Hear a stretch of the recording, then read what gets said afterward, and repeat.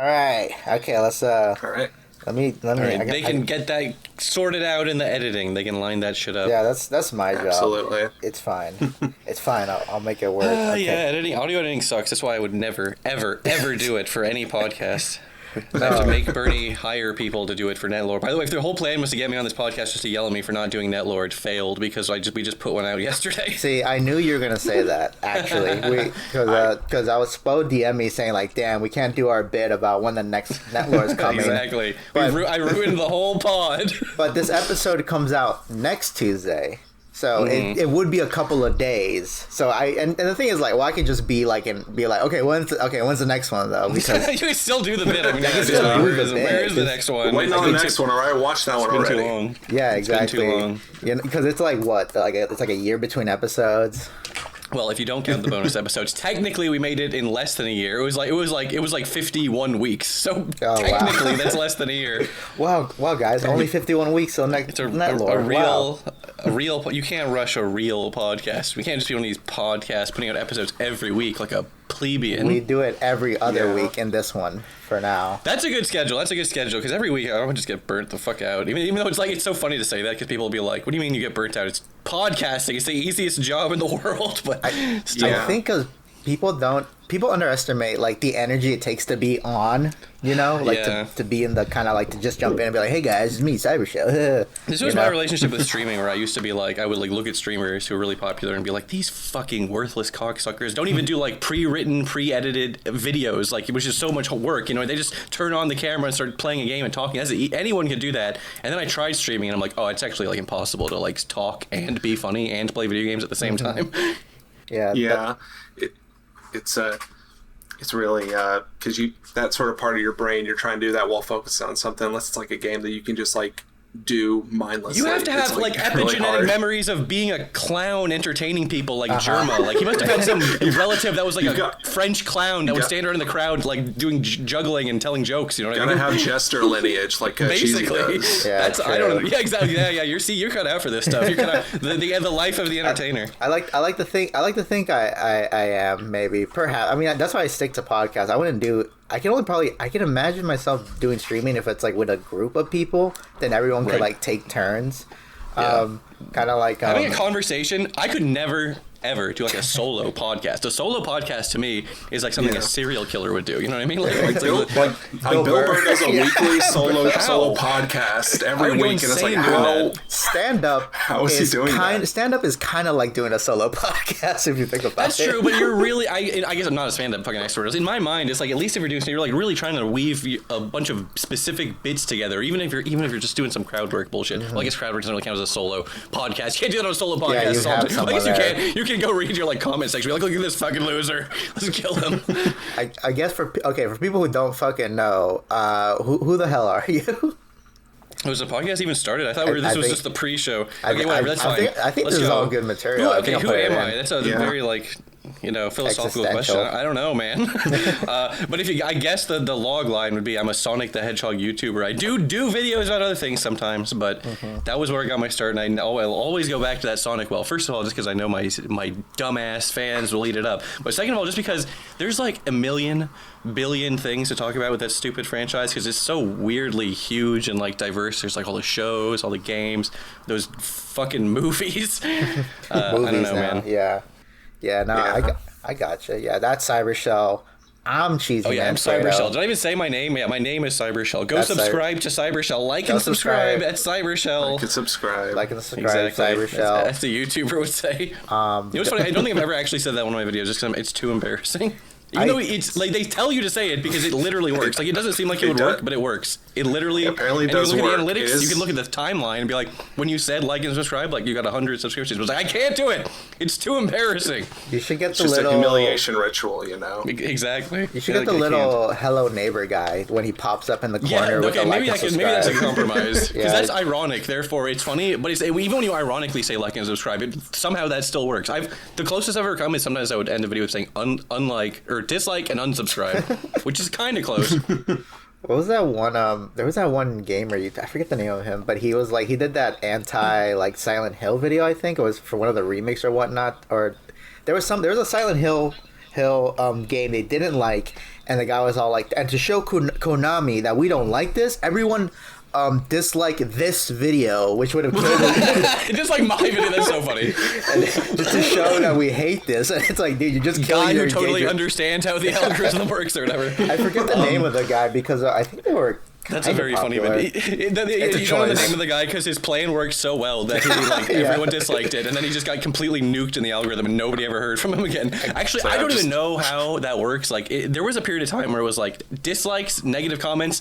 The algorithm couldn't all it could tell was interaction on the video, and that was like, okay, that means people are watching the video. This is good. I'm gonna pump this out to more people. You know what I mean? But I don't think it's good to get dislikes.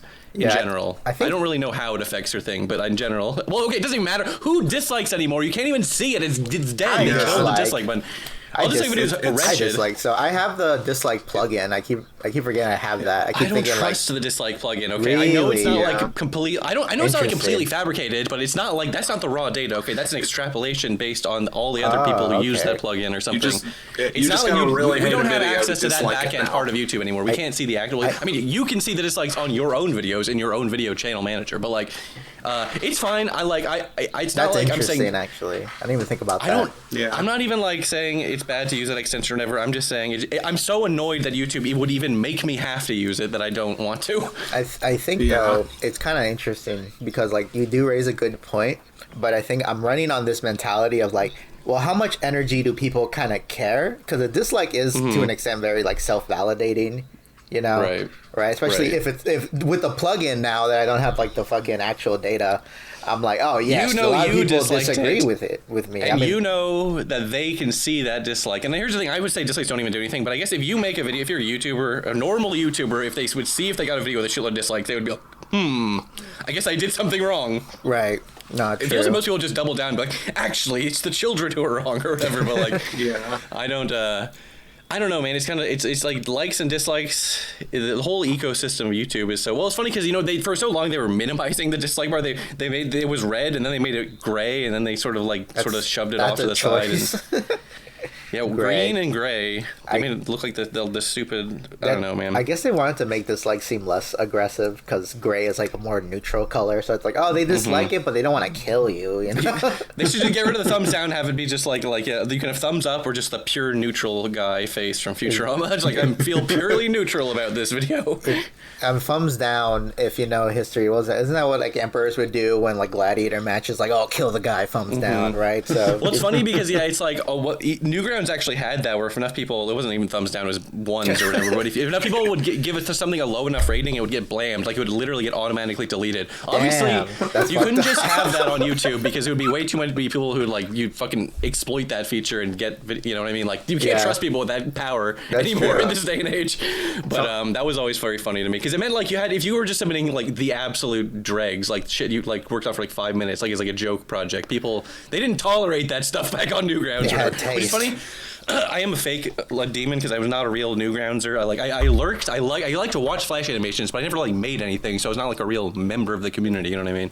I get I'm just like a guy who turned on the TV. Yeah. I'm a fake Newgrounder too. The thing is, I mean, I don't take pride in Newgrounds related stuff. I'm just there for like the porn, like you know. I'm not. It's okay. Yeah, that's funny. That's funny that Newgrounds actually still exists in 2026, and like people still like post on it just because it's a website. You can post things without crazy restrictions. I think that doesn't crunch your images as hard as a lot of these like social media sites do. Like there's just a reason for Newgrounds to exist, which is crazy because like getting anyone to use any website that isn't one of like the big 5 nightmare websites that everyone uses, like fucking Twitter, is an accomplishment in and of itself. I wonder if it is because the thing is like I don't like posting on Newgrounds because they make you like I guess I guess you could say I've been cucked a little or like I've been. What's the word when you're fucking I get neutered or whatever where I'm so used to like social media just posting an image, right? Like upload image, that's it, boom, you're done. But on Newgrounds you got to fill out a form, which is like you gotta fill out your like a fucking tax or like a job application just to get your thing. And I'm like, I wish Newgrounds would just have like just do like a feature where you set it up and then just do it like auto. Like okay, when you upload something, you already have. Doesn't it have like a default shit set up? That's crazy. Like I said, I'm not a guy who makes art ever, so I wouldn't know how that works. It might now, maybe. I don't think I haven't uploaded any art in a good while, but I know that. It was kind of annoying, like, oh, do I really have to fill out a whole fucking form? It's like I'm fucking signing up for, like, McDonald's rewards or something. I can't fucking That's okay. That's another thing. That's another reason people are always on these 5 big websites, because nobody wants. The fewer points of friction, the better. You know what I mean? Like anything that's gonna like make people be like, oh, I have to do something for this. It's gonna be like, I don't know about that one, Chief. Even even on Newgrounds, like the fact that you have to like decide what you want to watch, and there's not like an algorithm. The closer there's front page stuff picked on the front page, but that's like done by human hands, I believe, or at least done by the ratings. I like to believe, which are decided by humans. Tom Falk goes in there manually every single day. What is he? That's just his job. Yeah, he's personally he watches every single thing that's uploaded, and then he picks out the best ones. He's like strapped to kind of like a Clockwork Orange. He has that '90s thing where with like the TVs on different like Newgrounds animations, watching all of them. He's like watching 5 different like he's fucking robot chickening himself. Fluttershy with a penis getting fucked, kind of like animations all continuously. He's just nodding, approving. He has like a family. That one's going on the front page. Yeah, he's like a real ass dude, which is crazy. Yeah, exactly. He's Tom Fulp, and he's like just a guy. I don't know. He occupies a space. Yes, that kind of you mentioned algorithms, and there's this thing. I don't know how aware you would be about this, but it's that one fan fiction website, AO3. I think that's what it's called. That I'm aware of AO3. Wait, does that have an algorithm? I thought that was also no, that doesn't have an algorithm actually. Right? Yeah, you go seek out shit, right? But because of it, people have complained about it not having an algorithm. Like where's my infinite scrolling feed of fan fiction? Are you guys serious? Just pick a character you like. Just think like go and look at the fan fiction. It's younger people who don't know how that's how it works. Like it's like, oh, does this think I would like this? I'm like, no, it's just showing you whatever someone currently posted. It's not even crazy. It actually makes perfect sense when you think about it. These iPad babies who grew up with the fucking infinite feed scrolls, which again, it's not like it's easier for me to be like, oh, these stupid iPad babies, but it's like it's not their fault. Their fucking parents put an iPad in front of them when they were growing up. You know what I mean? Exactly. I mean, I'm sure if any of us were kids during that time and we had this device that could just let us be on the internet 24/7, we'd be like, hell yeah, of course I'm going to do that as a child. Like it's I was reading some random posts. I don't know anything about parenting, but apparently it's like if you give your kids, it's like if you let a cat outdoors, then it knows that outdoors exist. Like if you give your kid an iPad, it's gonna want that fucking iPad. Okay, it's gonna go into like crack. I'm not saying if you give your kid an iPad one time, it's gonna go insane, but like you can't make them forget that the iPad exists. You know what I mean? They're gonna want to see that shit again. Especially you just give it to them one time. You put on fucking Bluey or something on the iPad or whatever. I mean, I don't know how you fucking raise a kid. Whatever you do that, and then they know. Okay, they know that's a thing you can do. Yeah, that makes a lot of sense. If you get crack at a young age, you're gonna know crack exists, and they're gonna want crack. I don't. Again, this is not me. The guy who doesn't have kids trying to moralize. This is how you should raise your kids. But like, just from my perspective, it's like, can you just not give your kid an iPad? Because here's the thing: we're past the point of like, oh, I'm not even gonna let my kid have like a cell phone when they growing up. It's like that's not an option at this point. Everyone, you have to have a cell phone. You're not even like allowed into buildings anymore at this point. You know what I mean? You can't go to a restaurant if you can scan the QR code to read the fucking menu. Yes. You need a phone. It's not even like it's not optional at this point. Okay, and it's one thing. I guess if you're a parent, you have to like look on your kid's phone, or there's like shit you can do that's probably like walled garden apps or whatever, where it's like you know, whatever. The point is, it's like iPad. You have to give your kid a cell phone, but do you have to give the baby an iPad? Can you, like, what did we do before iPads? I mean, you just put it in front of the TV at least. At least the TV's far away; they don't have to touch it. These all be problems will be answered in Toy Story 5, I assume. Yeah, you're right. That's right. Nuance the iPad about bad it. Guy. Yeah. They're gonna pull Woody's pull string. He's gonna tell you how to download parental control apps or something, and that's gonna be the resolution of the film. Toy Story Chapter 5, Deltarune Chapter 5. It's all coming together. It's 5. It's the quad, right? Quad's 5, right? Quad is 4. You dingus. Pent is 5. Like pentagram. Sorry.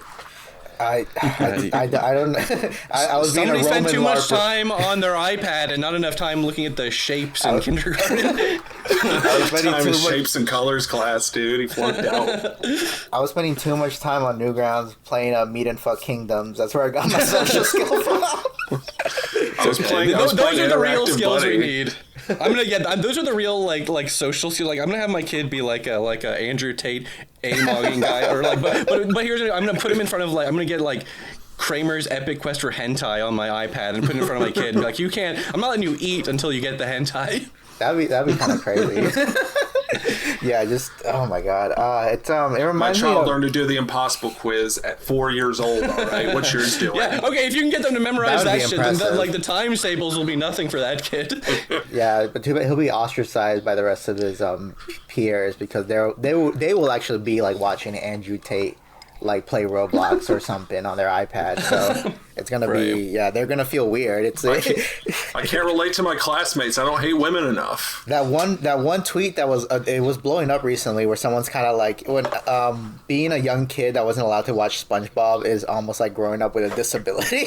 I can see that, honestly. Well, okay, in my era it was like kids, like parents, we had like strict Christian parents, like, oh, you can't watch Harry Potter, you can't watch The Simpsons, and it's like, bro, the fact that The Simpsons was like controversial is so funny to me because it's like if you watch the classic Simpsons, it's hilarious, but it's extremely tame. It used to be things like the fact that they were willing to portray like the cop and like the principal and like the mayor as like bumbling, incompetent, whatever people like. That doesn't mean anything. That's like, of course you would do that. Of course, making fun of authority figures is like that's just free comedy points. But like that was like it's like fucking controversial back then. They didn't like doing that back in the fucking 80s or whatever before then. No, true, 100%. And it's crazy how recent all of that is if you think about it. You know, like only recently have people been kind of more chill about like portraying cops as bad or like. And the thing is like, it's not even that. I guess like it used to be against like the law with the Hays Code. They were like, do not portray priests and cops as bad guys unless it's like a huge like it's like maybe you can have like crooked cop or something, but like you can't have like the police be bad guys. You know what I mean? And in comics they didn't have the Hays Code exact because I think the Hays Code wasn't enforced by the government. And I forget the exact how it worked, but yeah, comedy was also a separate thing. What's his face? The guy who stood up and said all those bad words and got arrested, which is crazy that you could literally just say like swears and get arrested. Dude, you could get arrested for cheating back then. Don't say swears. That's crazy. They were serious about that. That sounds like something people would push for now. Like you'd hear some crazy right wing be like, we should make cheating illegal. Well, they're trying to make what mixed race marriage is illegal. Well, it's crazy because that's only what became legal like within like in the 1970s or later in some of these states. Christ. You know what I mean? Yeah, it's crazy. Yeah, I think in like Alabama it was literally illegal until like 2000, but it was one of those things where no one really pressed on it. Sometimes there's cases where the laws are on the books but they're not enforced. But even then, that the laws are still on the books, which is fucked up. And it's like there was like laws against like sodomy in Texas for a million years or whatever, and it's like, dude, it's crazy. The shit. They feel like we have to have laws against sodomy. This is like we need laws. This needs to be on the book. We need Chuck McGill in the courtroom be like, it's illegal. You're not allowed to sodomize that man in your own home. There's a Simpsons episode about this happened in The Simpsons one time. The Simpsons spoke of this. That's why they don't want you watching it. You know, actually, you're right. Actually, if you grew up without The Simpsons, you are basically disabled. So much of culture is. You will be having so much harder time interfacing with like elder millennials and type people if you don't have any frame of reference for The Simpsons or whatever. Yeah, it's funny. I actually dude, I'm so old. I remember when SpongeBob was like, here's our new cartoon SpongeBob, and I was like, dude, cartoon SpongeBob, and I watched those first 3 seasons. I was like, dude, this show is lit. This show is fucking awesome. And then I guess it got bad. I have no idea. I didn't watch any of the later seasons that everyone hates, but I mean, classic SpongeBob is legitimately amazing. I was very normal about SpongeBob. Like, I mean, the whole point is you're supposed to like grow out of it, right? Like, and then like watch real shows like The Sopranos or whatnot. If it's a funny show, hey, you can watch The Sopranos and SpongeBob, man. They don't contradict each other.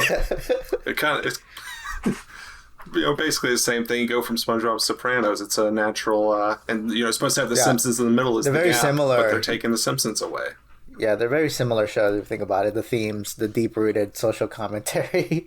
You go from yellow man to fat father. You need a yellow fat father in the middle to sort of mitigate the gap.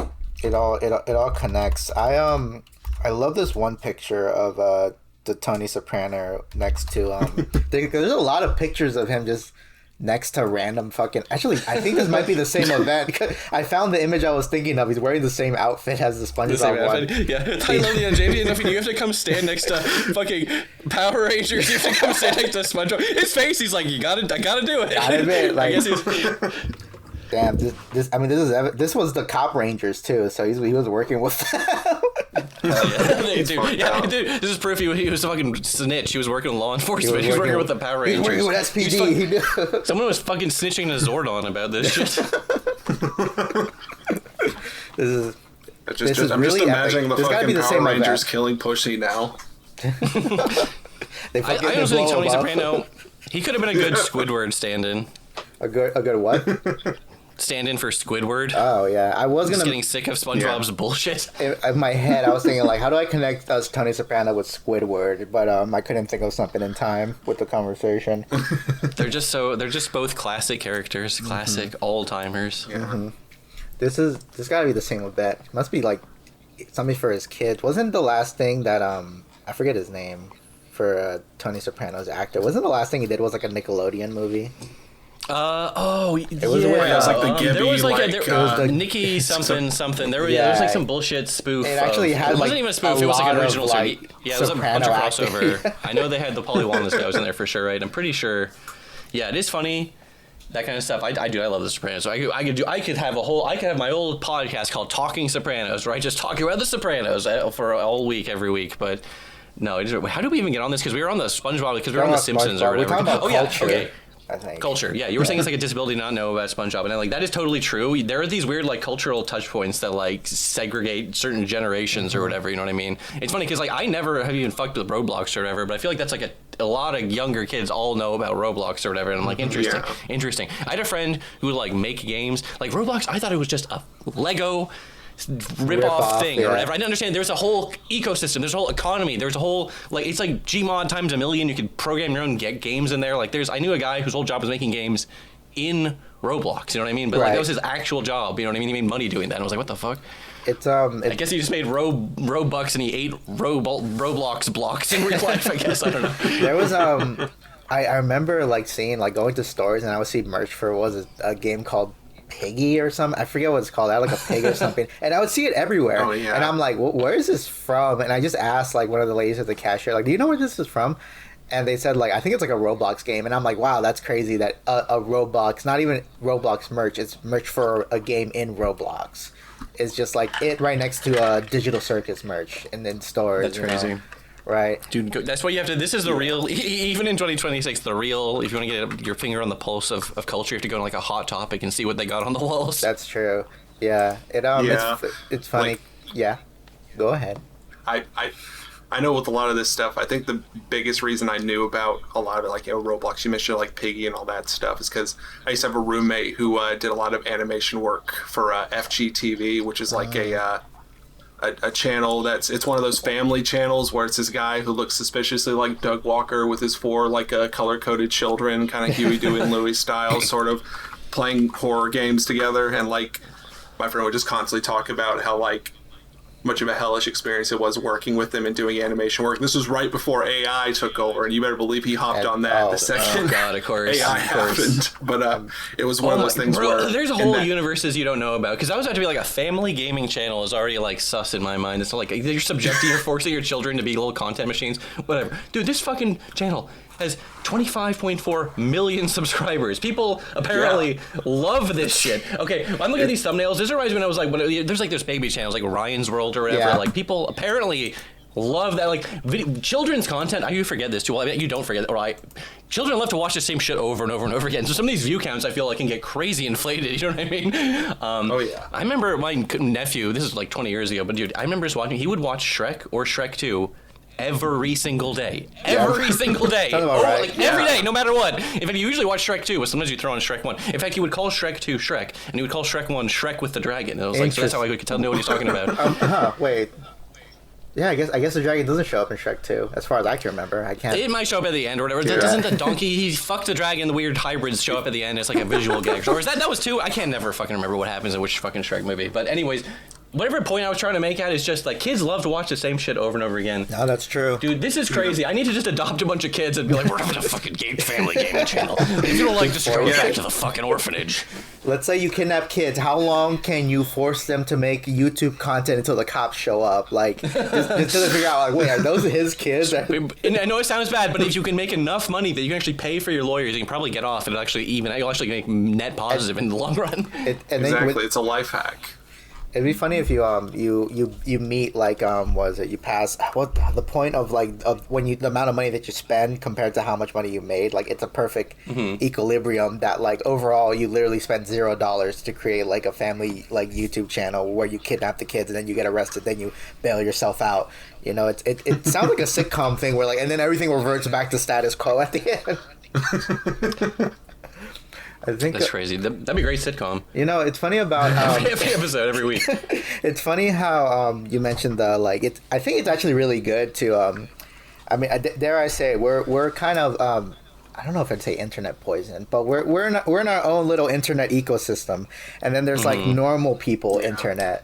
Right. Yeah, sometimes I have to do every time I like have to open YouTube in a private window and you see like the front page when you're not logged in and you see the shit they try to get you to subscribe to. It's like, dude, what the fuck is it out there for normal people on YouTube or whatever? Okay, I promise I'll still get off this family channel thing. But I searched by popular thing. They've got this video, Hello Neighbor Alpha 4, and it's from 9 years ago, and it's just someone playing Hello Neighbor or whatever.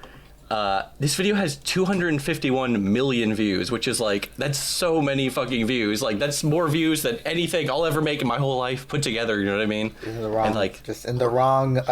making the wrong content. I know, this is what I mean. It's like, dude, I gotta start making baby slop. This is what it's about. And I'm already making baby slop. I already make Sonic the Hedgehog videos, but it's not enough. I make it because I make them aimed at like fucking You're making grown older man. millennials who want to hear about like trivia. Exactly. That's what I mean. There's so many potential.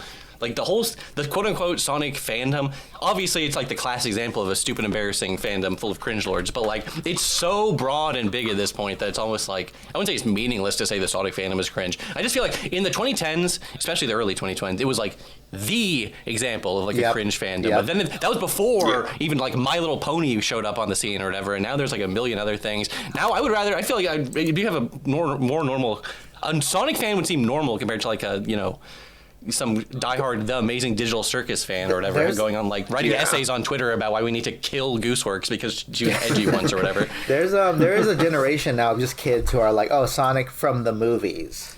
Right. And this is what I mean. I have my problems with the movies or whatever, but like, hey, they literally keeping Sonic's relevance alive. So hey, can I really be that mad about it? There was a period of time where it literally seemed like Sonic was about to become fucking slightly more high budget Bubsy, where it's just like gone, just irrelevant. Of course, Bubsy was a horrible example because it was just a new Bubsy game. But what does that even mean? That just meant some fucking game company, some hipsters got the rights to do Bubsy, and they just made their own normal Fab-Rats game, which is a good game, by the way, a good game, but like. It wasn't. I'm not saying it wasn't Bubsy because Bubsy doesn't even have an identity to be like, who wasn't true to whatever. Who gives a fuck? Yeah, who cares? They had to get off Bubsy. But like the point I was trying to make. Dog, exactly. Like, straight up, dude. He's not real. That's what I mean. It's all ironic stuff. It's all ironic crap. Whereas that's the thing. That's the beauty of the Sonic fandom is there is that pure autistic passion for the character you can find. And then you see sometimes that manifests in amazing art. Sometimes that manifests in like amazing ROM hacks or full-on fan games made from the ground up and stuff. So it's like not that the only way you can properly love something is to make art or media about the thing that you like, but just it's cool to see that in like crystallized solid form, you know what I mean? Sonic fandom is like very much I think the fact that it's just been around long enough, you could see like the extremes on both ends. Right, that is the funniest part, dude. There's guys who are like the World War II soldier who was like hiding on the island for like 25 years after the war, and those are the guys who are still like, we need to bring back Sally Acorn or whatever. It's like, let it go, bro. It's like from 30 years ago, man. Oh, perfect segue because me and Spo were talking about topics, and I'll tell you this. I actually interned at IDW. Back when they started doing the Sonic comic, like at the beginning. Yeah, it's almost been 10 years now of the new Sonic comic, because it was a big deal when the RG Sonic comic ended. That's crazy. But what the funny thing is, like towards the end of my internship, where they took me to kind of like this intern kind of like sushi dinner thing when the internship is over, and on the drive there, the guys, the higher ups, were talking about how like when they did starting the Sonic comic, this one guy pulled up to the IDW like building, and because he found the address, and in all comic books at the start it'll say the address of where the publisher building is. Right. This is like normal. This is standard They're stuff. They're gonna change that practice after this guy. So this guy pulls up because I think he waits around for one of the editors to come outside because they're leaving for the day to go to their fucking car or whatnot, and he was like berating them about like getting Sally Acorn back. That's so funny because it's funny because it's like that. I completely believe that story. You know what I mean? Like that's so. Like of course that happened. Like it's so funny. Like of course there's a Sally Acorn fan like that. It's It's funny too, because I mean, I like Sally. She's fine in those shows or whatever, but it's like, you just let it go, man. It's over. It's like the backpack with the one string. It's like, let it go, man. It's over. It's because a lot of these guys, it's kind of, think of it as like when you dated someone and then you broke up and it's been years. You gotta let it go, dude. Right. You gotta move on, you know? Well, okay, this is also a thing that happens where I'm guarantee, without even doing any research, that like Sally Acorn was the actual honest guy, like sexual awakening for some of these guys. So they're just like hyper fixated on her in a way that's like, they just can't, it's just like stuck in their brain, you know what I mean? The funny thing is too, Sally had, she was on that one show, and then we had almost like 30 fucking straight fucking years worth of Archie comics practically. There was that comic went on for so long. It's probably like 25 years or whatever, but like that comic went on for so long.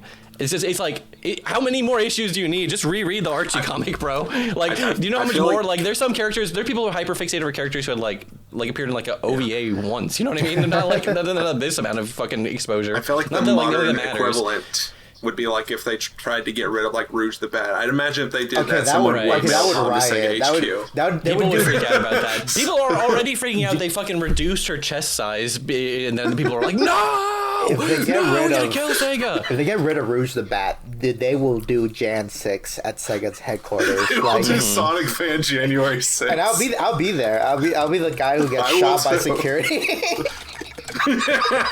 He'll be shot with the Cybershell flag. Yeah, the thing is, they would have to like quietly just stop putting her in the game. So they're smart enough to announce, like, if they ever announced like we're getting rid of Rouge the Bat, it would be like it would be like that guy in fucking Japan who like burnt down the fucking anime studio or whatever. He's like, people are just I'm not dealing with this. They did that to Speedy Gonzalez, where they just straight up like they didn't announce that they were stopping using him. They just quietly like moved him to the racist side or whatever. Yeah. Even though that's like the example of people being like, white people being like, we have to get rid of him because he's racist, and then all like the Mexicans are like, no, we love him, we love him.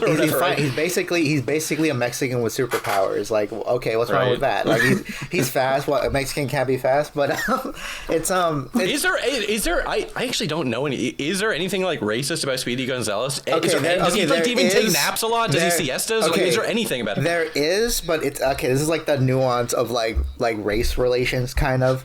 Okay, because Speedy himself. The whole point is that Speedy. It's racist to say andale arriba. That's fucking racist to do that. Mm-hmm. The whole personality thing. But the fact is that Speedy is a good guy character. He is chased by the bad guys. He outsmarts them. He's clever. So like I know, and a lot of times weirdly, it depends kind of like the racial kind of structure is, because like Mexicans, like, sure, okay, like now.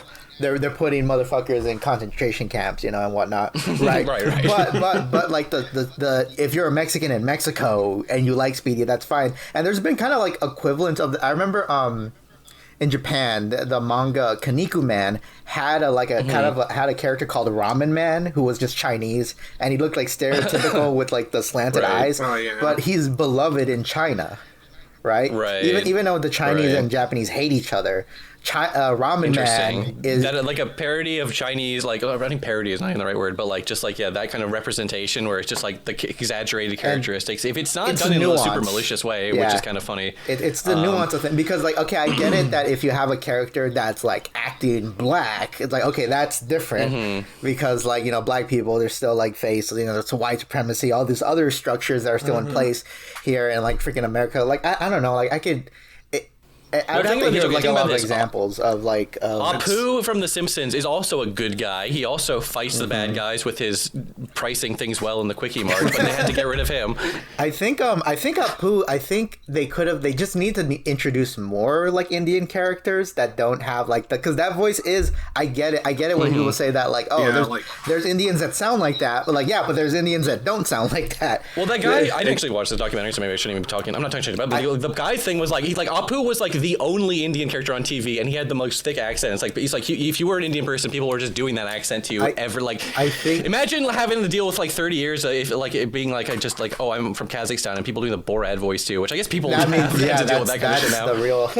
I think ultimately you just need more of the ethnicity or group, you know, like that's it. You just need more of it that are made by actual like Indian. Like that's the thing about like I love that I'm pro diversity with characters, but first and foremost with like creators, because like a black person is most likely gonna make black characters by themselves, you know.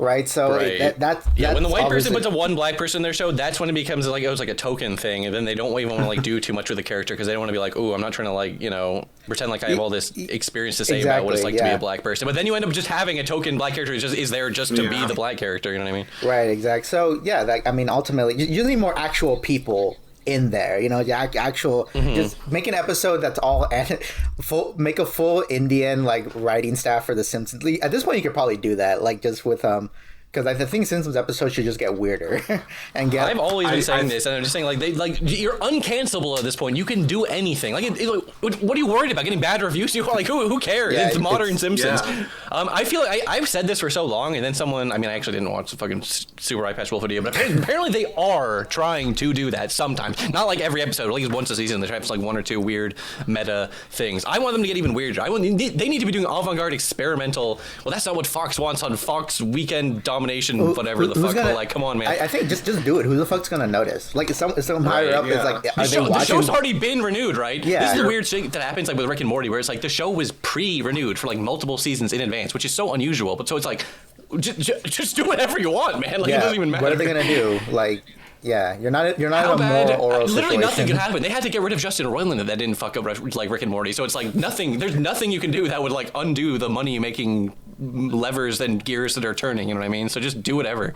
Exactly. That's what I've been saying. I was Spo, were you gonna say something? We should start watching for this. We should start writing for The Simpsons. Let's start submitting spec scripts. I had this idea we're gonna stand outside of 20th Century Fox just waiting for an editor to come out. Like, check out my script. All right, it's all written by Indians. Okay. Sally Acorn's in here. Okay, Sally Acorn episode, all Indian episode. Bring back Panther Marge episode. Okay, that's very important. That's on my list. Okay, that's on his list. I had an idea for like a Reddit called like predicting the Simpsons, and the whole point would be everyone would just post ideas for potential Simpsons episodes. Right, because there's very obvious ones like Mr. Burns buys the most popular social media in Springfield because he wants everyone to like him. Mr. Burns gets into crypto and Mr. Burns has Kalshi market, or whatever. I don't know. Everything better is to be just done through the lens of Mr. Burns, I guess. Homer gets into sports betting. Marge gets into sports betting. So you just mean just have a Reddit where it's like a million posts of that, just so when inevitably you get one right, you can be like, dude, look, we predicted the Simpsons. I mean that's kind of like because I mean I imagine the hard on you'll get if you predicted an episode. It's like the Simpsons prediction thing, but in reverse. Bart gets into looks maxing. What else? It's so funny because like you looked at anything. There's like I'm sure there was I don't know if it was a whole episode. It might have been a whole episode, or it might have just been a joke. But you can look back. I'm sure there's like a Simpsons NFT scene. I think there was a whole episode about NFTs, which is so funny. It probably also happened like came out like 2 years after NFTs stopped even fucking being a thing or whatever. You know what I mean? No, you're probably right. Homer makes an NFT now, and everyone makes fun of him. That's actually kind of funny. Did an NFT? I did a fucking what's it called, Mr. What's the name of the Japanese mascot, Mr. Shiny or whatever, Mr. The episode where he finds out he's a mascot in Japan. He makes an NFT of that guy. Right. And then he's like, "Oh, they're gonna sue you. Oh, Homer, they're gonna sue you for doing that." He's like, "Oh, I don't want to get sued by the Japanese." Okay, that's it. That's all my ideas for Simpsons episodes. I'm out. I'm tapped out. I can't be a writer on The Simpsons. I feel like for The Simpsons, something they just got to do for trio support at this point, just do Dead Bart. Like, come on, man. Like, just do the creepypasta. I would. Do Sonic.exe, .bart.exe. Put Sonic again in The Simpsons. I know, dude. It's funny. There's like multiple episodes where Sonic shows up for like 1 second, and I'm like, yep. I know about that. That's for me. That's for exactly. I was like, yes, that's it's not for like the fact that Sonic is just like a thing that is in pop culture that a lot of people know about, even if they don't give a fuck about it. I mean, no, it's specifically for me. It'll be for me when I see they put in the fucking Sally Acorn in one of the fucking Simpsons episodes. That'd be really awesome. I think they probably can do. I mean, unless like, do they don't use Sally because they think Ken Penders might get mad about it, or no? Ken Penders definitely doesn't own Sally because they straight up had her before he was even on anything. They just Sega definitely owns the rights to Sally or whatever. Mm-hmm. They just don't fucking give a shit about her at all because they're a bunch of people in Japan and Sally's a purely American bullshit fake character. You know what Not I mean? Real character. Not real, fake. I'm gonna go back in time and go and step into the room when they're designing Sally and being like, put some pants on her, and then that would probably like kill maybe 50. Curve so much of it. Yeah. Well, okay, the funniest thing is in the original her depiction in the show, she was completely naked, and then they're like, "Oh, this bitch is too naked." They put a vest on her for like season 2, which is like that makes it a worse. Vest, really? That barely. I know it literally does, because now it's like now she looks half naked, whereas before it was like, oh, you know, they're covered in fur. It's like an animal thing. Yeah. You know, like Sonic. I feel people don't look at Sonic and their first thought is not, "Oh my god, he's fucking naked." But if he was wearing like a shirt, it's like Donald Duck, where he's got his dick out because he's wearing a shirt. Yeah. At least he's got the feathers or whatever. I feel like if you did that with Sally Acorn, it would cause like a butterfly effect, where it's like you do that, you come back, you try to go to your computer, it's gone. There's no internet because there's no furries. Yeah, there's no internet. The furries. Yeah. It'd be right. You come. We'd be in like term number like 4 of President George W. Bush or President 5. You come back. No. You do that. You come back and Charlie Kirk is still alive. You come back. There's President Charlie Kirk. I love the idea. You look in New York. You look in New York, and there's not just the Twin Towers. There's the triple towers. There's 3 of them. They made 3 more. That would be That's awesome. That's awesome. I think they're building. They are going to build 3 more towers after the next one. I think that's the plan. It's tempting fate too much. They should have done like there's like the Freedom Tower or whatever. Where it's like they should have just done two of them. Just be like, that's right. We built them back, the Twin Towers. I remember people like not even really liking the Twin Towers like before 9/11 happened. Like something about the Twin Towers being the sign of like corporatism and like higher power. Well, yeah, that's why he flew a plane into it, because it was the World Trade Center, and he's like, I got a problem with this World Trade. I like the idea that Osama thought the World Trade Center was where all like the Pokemon links go through or whatever.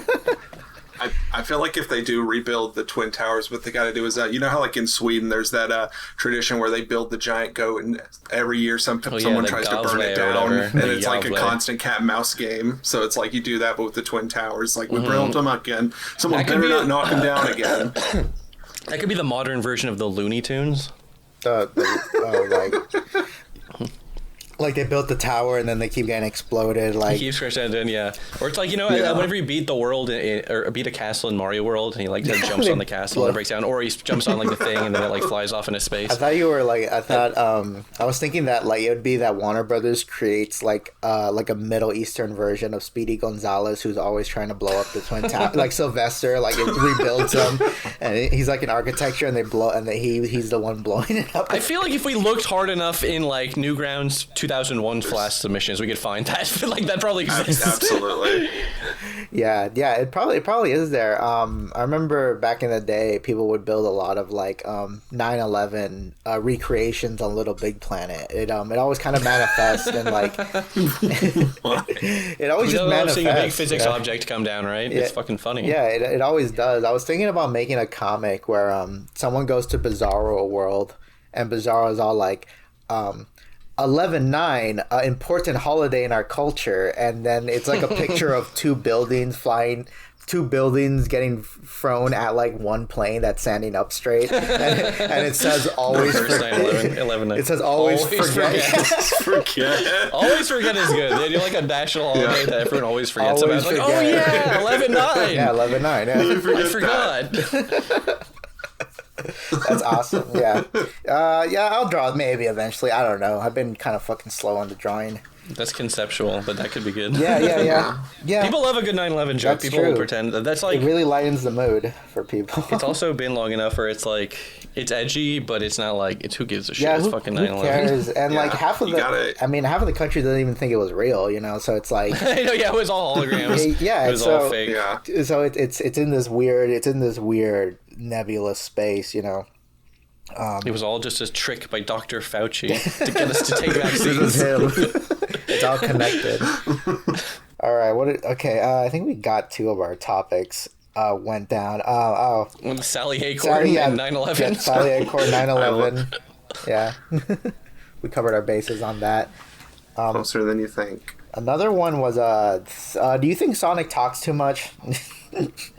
Talks too much in the comics. That's a complaint. Apparently, people are like, he talks too much. Oh yeah. People get so particular about how he specifically should be characterized, and like, you know, he would say this, he wouldn't say this. Oh, like he's supposed to be free as the wind. He would never have obligations like that. He would never like.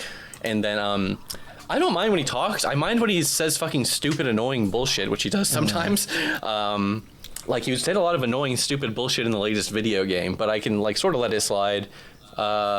I don't know. I don't want Sonic to be mute. There's this weird thing where, like, in Sonic Generations, like, here's classic Sonic, and he's mute. He doesn't say anything, which is, like... That is kind of weird. He didn't say anything in the Genesis games because they were on the fucking Sega Genesis, okay? They didn't have room for voice lines. And the one game that did, Sonic CD, he does talk, sort of. He says, I'm out of here, and then he fucking jumps away if you go AFK for fucking 3 minutes. So it's never that he couldn't talk, it's just that it was, like, implied that he was talking. How come Mario isn't fucking mute because he didn't say anything in those 2D games? Because I guess he does say a lot of stuff in Mario 64, of course. But I think maybe, I don't know, maybe like, okay, ultimately they're like, oh, this is different from current Sonic because current Sonic talks and classic Sonic doesn't, and we're also saving a lot of money by not having a voice actor, you know. People really wanted, yeah, that's true, the saving the money thing, and it's just easier. That's probably the main fucking reason. People really wanted that, like, oh, they should have got Jaleel White to do the voice of classic Sonic, Urkel, who did the voice of Sonic in those cartoons. Yes, that would have been adorable, cute, but, like, you have to remember, this is a game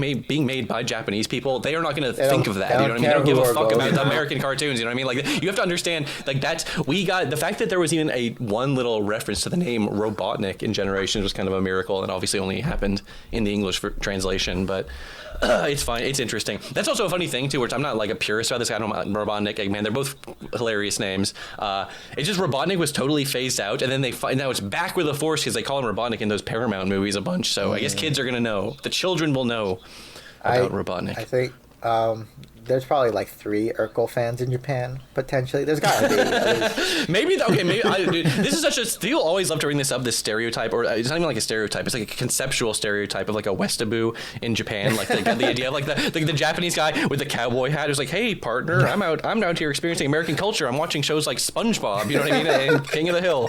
Like the guy who thinks he's like knows about Japanese culture because he watches tons of anime. The inverse is the Japanese guy who thinks he knows about American culture because he watches fucking Nicktoons. Watches Breaking Bad, Sopranos. I think that was a tweet I saw where he met a Japanese taxi driver, and he's all like, what show should I watch to learn English? And he's all like, you should watch like Breaking Bad and Sopranos. That'd be crazy. I would love to. There's all those like YouTube channels like fucking some guy reacts to this show. It's like I need to see that, but like with hyper specific things, like 70-year-old Japanance salaryman sees the Japanese dub of Breaking Bad, and I need to see his reactions. He probably would not approve of a lot of that stuff Walter was doing, to be honest. I think what was I about to say? I think there was this one artist who got a lot of traction because she was watching Smiling Friends.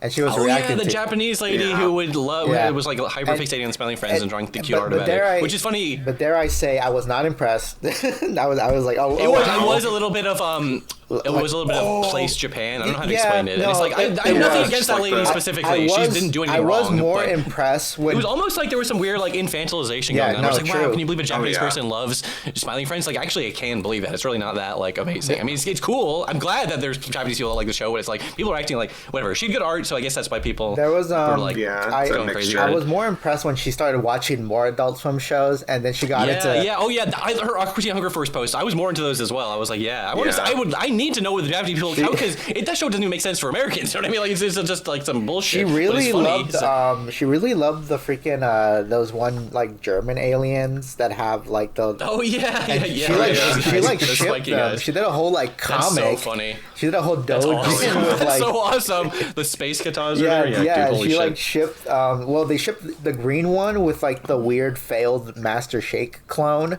and they made the Master Shake clone a feminine character. Oh my god! And they were like dating, and it was like this whole comic thing, and I remember when she was selling it too, and I missed out on buying it, but I'm like, this is so crazy because it's like the Aqua Teen Hunger Force legitimate doujinshi. That's awesome. Stuff like that is why I want to go to like Comic Kit and stuff, because I feel like you can find a lot of weird, incredibly niche doujins. I love that you can find cool shit like that and shit like that. That's like, I don't know specifically, but a lot of that stuff has like never been like scanned or put online. So like you have to get it. You know what I mean? If you want it, you have to get it. And some of that stuff, some of those, I know friends who will like import doujinshi or whatever, and like they'll pay like a lot of money because these will be rare. You know what I mean? They'll be limited print runs and like, you know what I mean? The collectors will go nuts for this kind of shit.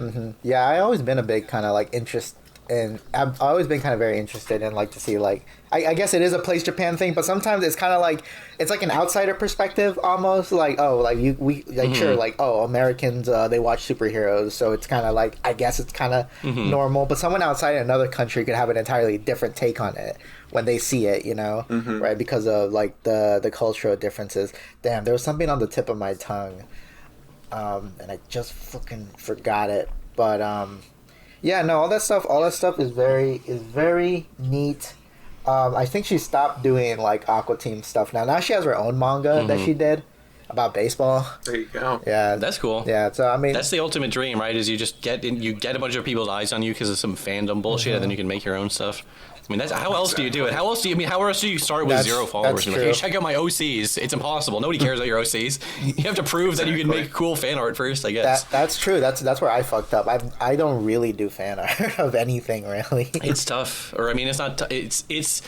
You don't want to get put in like a bubble, I guess, or like if you just draw fan art of one kind of like franchise or fandom, and people, it's not that people cynically do it, but people will just like get hyper fixations on something, and then they'll get like really, really into a fandom, and then they'll start to like want to do their own thing or drop out, and then like a lot of their followers like, I only followed you for your Homer Simpson choking SpongeBob Guro art, so I'm not really into this new stuff. Yeah, no. I mean, I'm sure it's a lot that's happening now because like now Digital Circus is over. There's so many artists who probably pitch their boat to that. The right? Fandom is the diaspora or whatever. They're gonna spread out. You gotta be able to pivot, though. I mean, like, I guess because I think of like artists like Doxy. I think that's their name. They did a lot of like MLP stuff, and they did porn specifically. And then, but it was very easy for them to pivot to other types of porn because I guess if you already like porn, because people are following them for porn at that point. They're not for MLP fan art. I think. Damn, I gotta go check out the MLP. I see that once again the 25 years after World War II ended, the people are still like posting about MLP or whatever. Okay, where's the? Aren't there? There's not like a new generation of MLP, but do people even care about the new generation? Are people just gonna be hyper focused on their own characters or the ones they still love? I think it's just like Hasbro is never going to catch that lightning in a bottle ever again, and they're still trying to. It's honestly crazy that like the creator Lauren Faust like never got a blank check to do anything again. Like she took like a property that's been around for like 50 years that bullshit for old ladies. Yeah, old My Little and then Pony. like managed to sell it not only to children but to a demographic that has like 10 times the buying power. You know, that's like the exact opposite. They're doing the nostalgia shit now with it too, where the because it's old enough now. The kids who grew up with it are adults now. They didn't. I mean, I hate to like it. It's that thing where like I hate to be too critical about something literally meant for children because I'm a grown ass man. You know, but I'm like, but it's like, that's why it feels weird saying like, yeah, but that like next generation looking ponies didn't look as good as the previous one. And it's like, I thought, wasn't it 3D CG? Yeah. And they just didn't have the most appealing characters. I mean, the color work on those, the main six, by the way, I've never watched My Little Pony in my life, but I can still appreciate it for what it is. I mean, come on. As a Sonic fan, this is what I mean. Like, come on, I can't pretend like I'm fucking better than these fucking people. So that's true. Yeah, not you're humble at least. You know, no one. It's crazy. That's what I mean. I feel like it's telling me, which some people get a really big ego in about like having a YouTube channel or whatever. And I always have to remind myself I make fucking Sonic the Hedgehog videos, so I'm like, oh yeah, I'm just a fucking Sonic literally crossed over with Care Bears in a mobile game, like right? to a CEO that's basically all the same. The amount of things Sonic has crossed over with, the latest two, Godzilla and Neon Genesis Evangelion, which is awesome. That's crazy. Godzilla's also being a little crossover hoe too. He's like being crossed over and everything. Very true. Yeah, it's there's one for like Godzilla crossing over with Wizard of Oz. It's like, dude, come on. Like, that's real. That's so funny. Yeah. That's so funny. It's one thing when it's like Magic cards will just have whoever. They'll have. Like, it's funny because they really didn't used to do a lot of those crossover things, and then they open the floodgates, and it's just like it's like nothing. But Lord of the Rings, Final Fantasy, the Fortnite, literally, yeah, dude, the Fortnitification of everything for real. It's like it's funny because that used to be the kind of shit that would be like, ooh, I got so excited, dude. I remember going ape shit over every little Smash Brothers announcement. To be fair, it's a little more exciting when a character is in Smash Bros. It means, I mean to play their moveset as a playable Smash Bros. Fighter. It's not just a skin they slap over everything like in Fortnite. I say that as a fucking stupid cuck who's bought a bunch of fucking Fortnite skins, you know what I mean? But like, you know, I'm not pretend like I don't understand the appeal of wanting to have fucking Hank Hill or whatever as playable character in your video game. Like, I get it, okay? But like, I don't know. It is just the way culture has just been like put in a big blender and the homogenization of everything to one big pop culture story. Although I say that, and it's like we've never had a more like we used to have the monoculture. Okay, didn't have to worry about all this crossover crap because everyone was watching and seeing the same shit or whatever. You know what I mean? Now everyone's in their own little bubbles or whatever. Yeah, it's and that also goes back to like a conversation about like kind of like what's like the our niche culture compared to what like the normal culture is, because I remember like people were really pushing the idea that Smiling Friends was gonna replace Rick and Morty, but I never got that feeling because that was my cousins I saw that. didn't like Smiling Friends. And they still watch Rick and Morty, and they would still talk about Rick and Morty. So I'm like, okay, yeah, Rick and Morty has that normie appeal to it, like modern Rick and Morty. I mean, where it's like I'm not even shit talking right now. I'm just trying to explain where it's like, yeah, like Smiling Friends did have a big. It was popular as fuck. It had a lot of people love it, but it really wasn't. It never popped off quite the degree that prime Rick and Morty did. And people didn't just say that it was going to be like Rick and Morty. They were trying to will it into existence by talking about it so much, like constantly. Like, it's gonna be the new Rick and Morty. It's gonna be the new Rick and Morty. It's gonna get cringe and bad. It's gonna get cringe and bad. I think there was a million factors behind the scenes why they canceled the show after 3. First of all, it's so weird. They said they were doing season 4 and 5. Then they're like, actually, we're not doing that. I think it was some shit with the merger and probably a lot of other factors. They probably did get burnt out.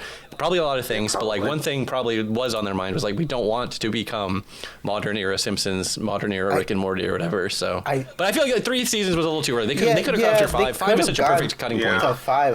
I was thinking about it too, because two things is it's very strange. If you look at like the history of how Adult Swim shows end, they never announce that they're over. They just quietly everything about that with the ending was peculiar. The way they got to make that announcement and that like Adult Swim was like, we're on like good terms, bro, because Adult Swim wants them to be like, we're gonna come back and make a special or something. Which I'm like, part of my brain thinks that maybe that could happen. That'd be kind of cool.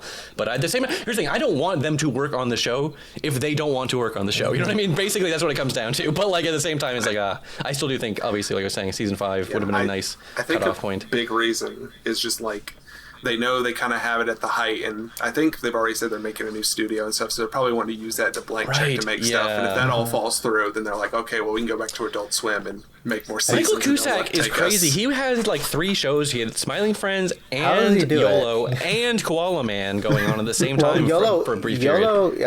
YOLO did end. YOLO's over now. I love that show, by the way. YOLO's great. I love that show too.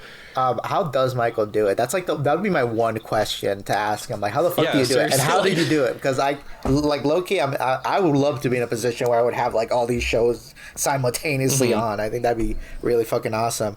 Yeah. It would be awesome, and of course, not to diminish the insane amount of work he was putting in, but in a weird way, it's almost like it takes some stress off you, because it's like maybe Koala Man wasn't a great show. It was like, who gives a shit? It was actually not that bad. I watched it, but it was just it was just one season thing.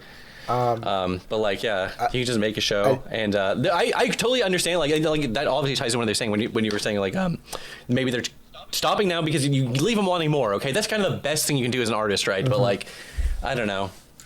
I'm not telling them how to do it. I'm not gonna. They don't need to listen to me to tell them how to do their job. They're clearly successful on their own or whatever. But like, I am interested in just the thought process or whatever. Yeah, no, same here. I would kill to know what exactly. Like, I think eventually we're probably gonna find out. Like, they're gonna be a podcast. They're gonna do later down the line. For sure. Like, okay, this is what was actually happening behind the scenes. Definitely. Exactly. Someday. Yeah. Someday we'll know the truth. Maybe, I don't know. What was I about to say? What's on the list here? I think we talked briefly about Ken Penders.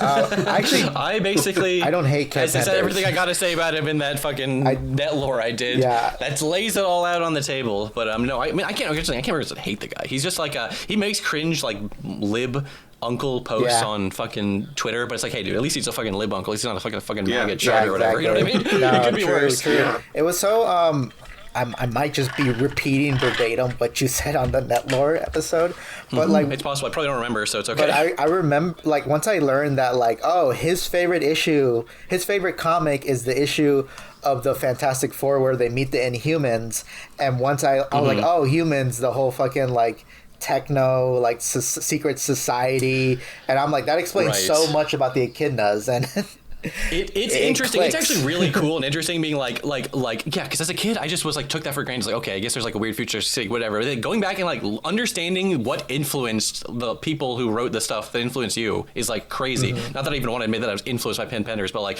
yeah, understanding the shit. Because because then you can see everything in the Knuckles comic is like some sort of weird, twisted version or reflection of like some 1950s Silver Age comic bullshit, you know what I mean? Where it's just like, it's interesting. Because that's who was making it. It was an old ass fucking boomer guy who grew up on shit like that, you know what I mean? So of course that's gonna get reflected down. And it was just so funny that like, because like they were like hiring these like boomers who like grew up with these comics and they're like, oh, I love comics or whatever. Like, write a comic about this fucking children's toy called a Sega Genesis game, and it's like, here's the character called Knuckles. He doesn't say anything. He's just like a red guy, and he's like, okay, I'm gonna write my own Silver Age comic starring Knuckles. You know what I mean?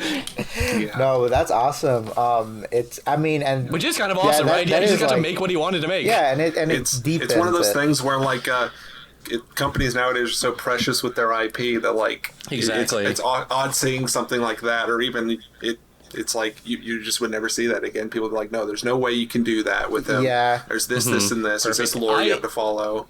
Exactly. I love the idea of comics. The idea of comics are a lot more like the games, you know what I mean? But like, obviously I have a soft spot for just the weirdness, how weird, all the weird shit that went on in the Archie series, you know what I mean? Because exactly, it's a perfect example. You would never see that. Like you'd never see Nintendo let just someone do whatever they wanted with Mario, or I mean, even a character like Wario or Luigi, a non-Mario main character, but like it's still, Knuckles is a pretty main character. So it's like, fuck. I would have killed for like in an alternate timeline. I tweeted about this before, but an alternate timeline. Archie got the rights to like Star Fox, and then there's like a bajillion Star Fox comics with their own. Dude, I would have loved it. Dude, imagine that's what I mean. Imagine having the free reign to like, oh, you can do a comic about Pigma. You can just do anything because there's like no lore. Like there's like one or two things you are not allowed to contradict. But basically, other than that, it can just be about whatever bullshit you want, and you're gonna have a built-in fan base of like hundreds of thousands of little children because they love this character from a thing that is completely unrelated to the thing you're doing. You know what I mean? Yeah, no, that's exactly that'd be so fucking cool. Yeah, because. Yeah, it's so dull when like they don't.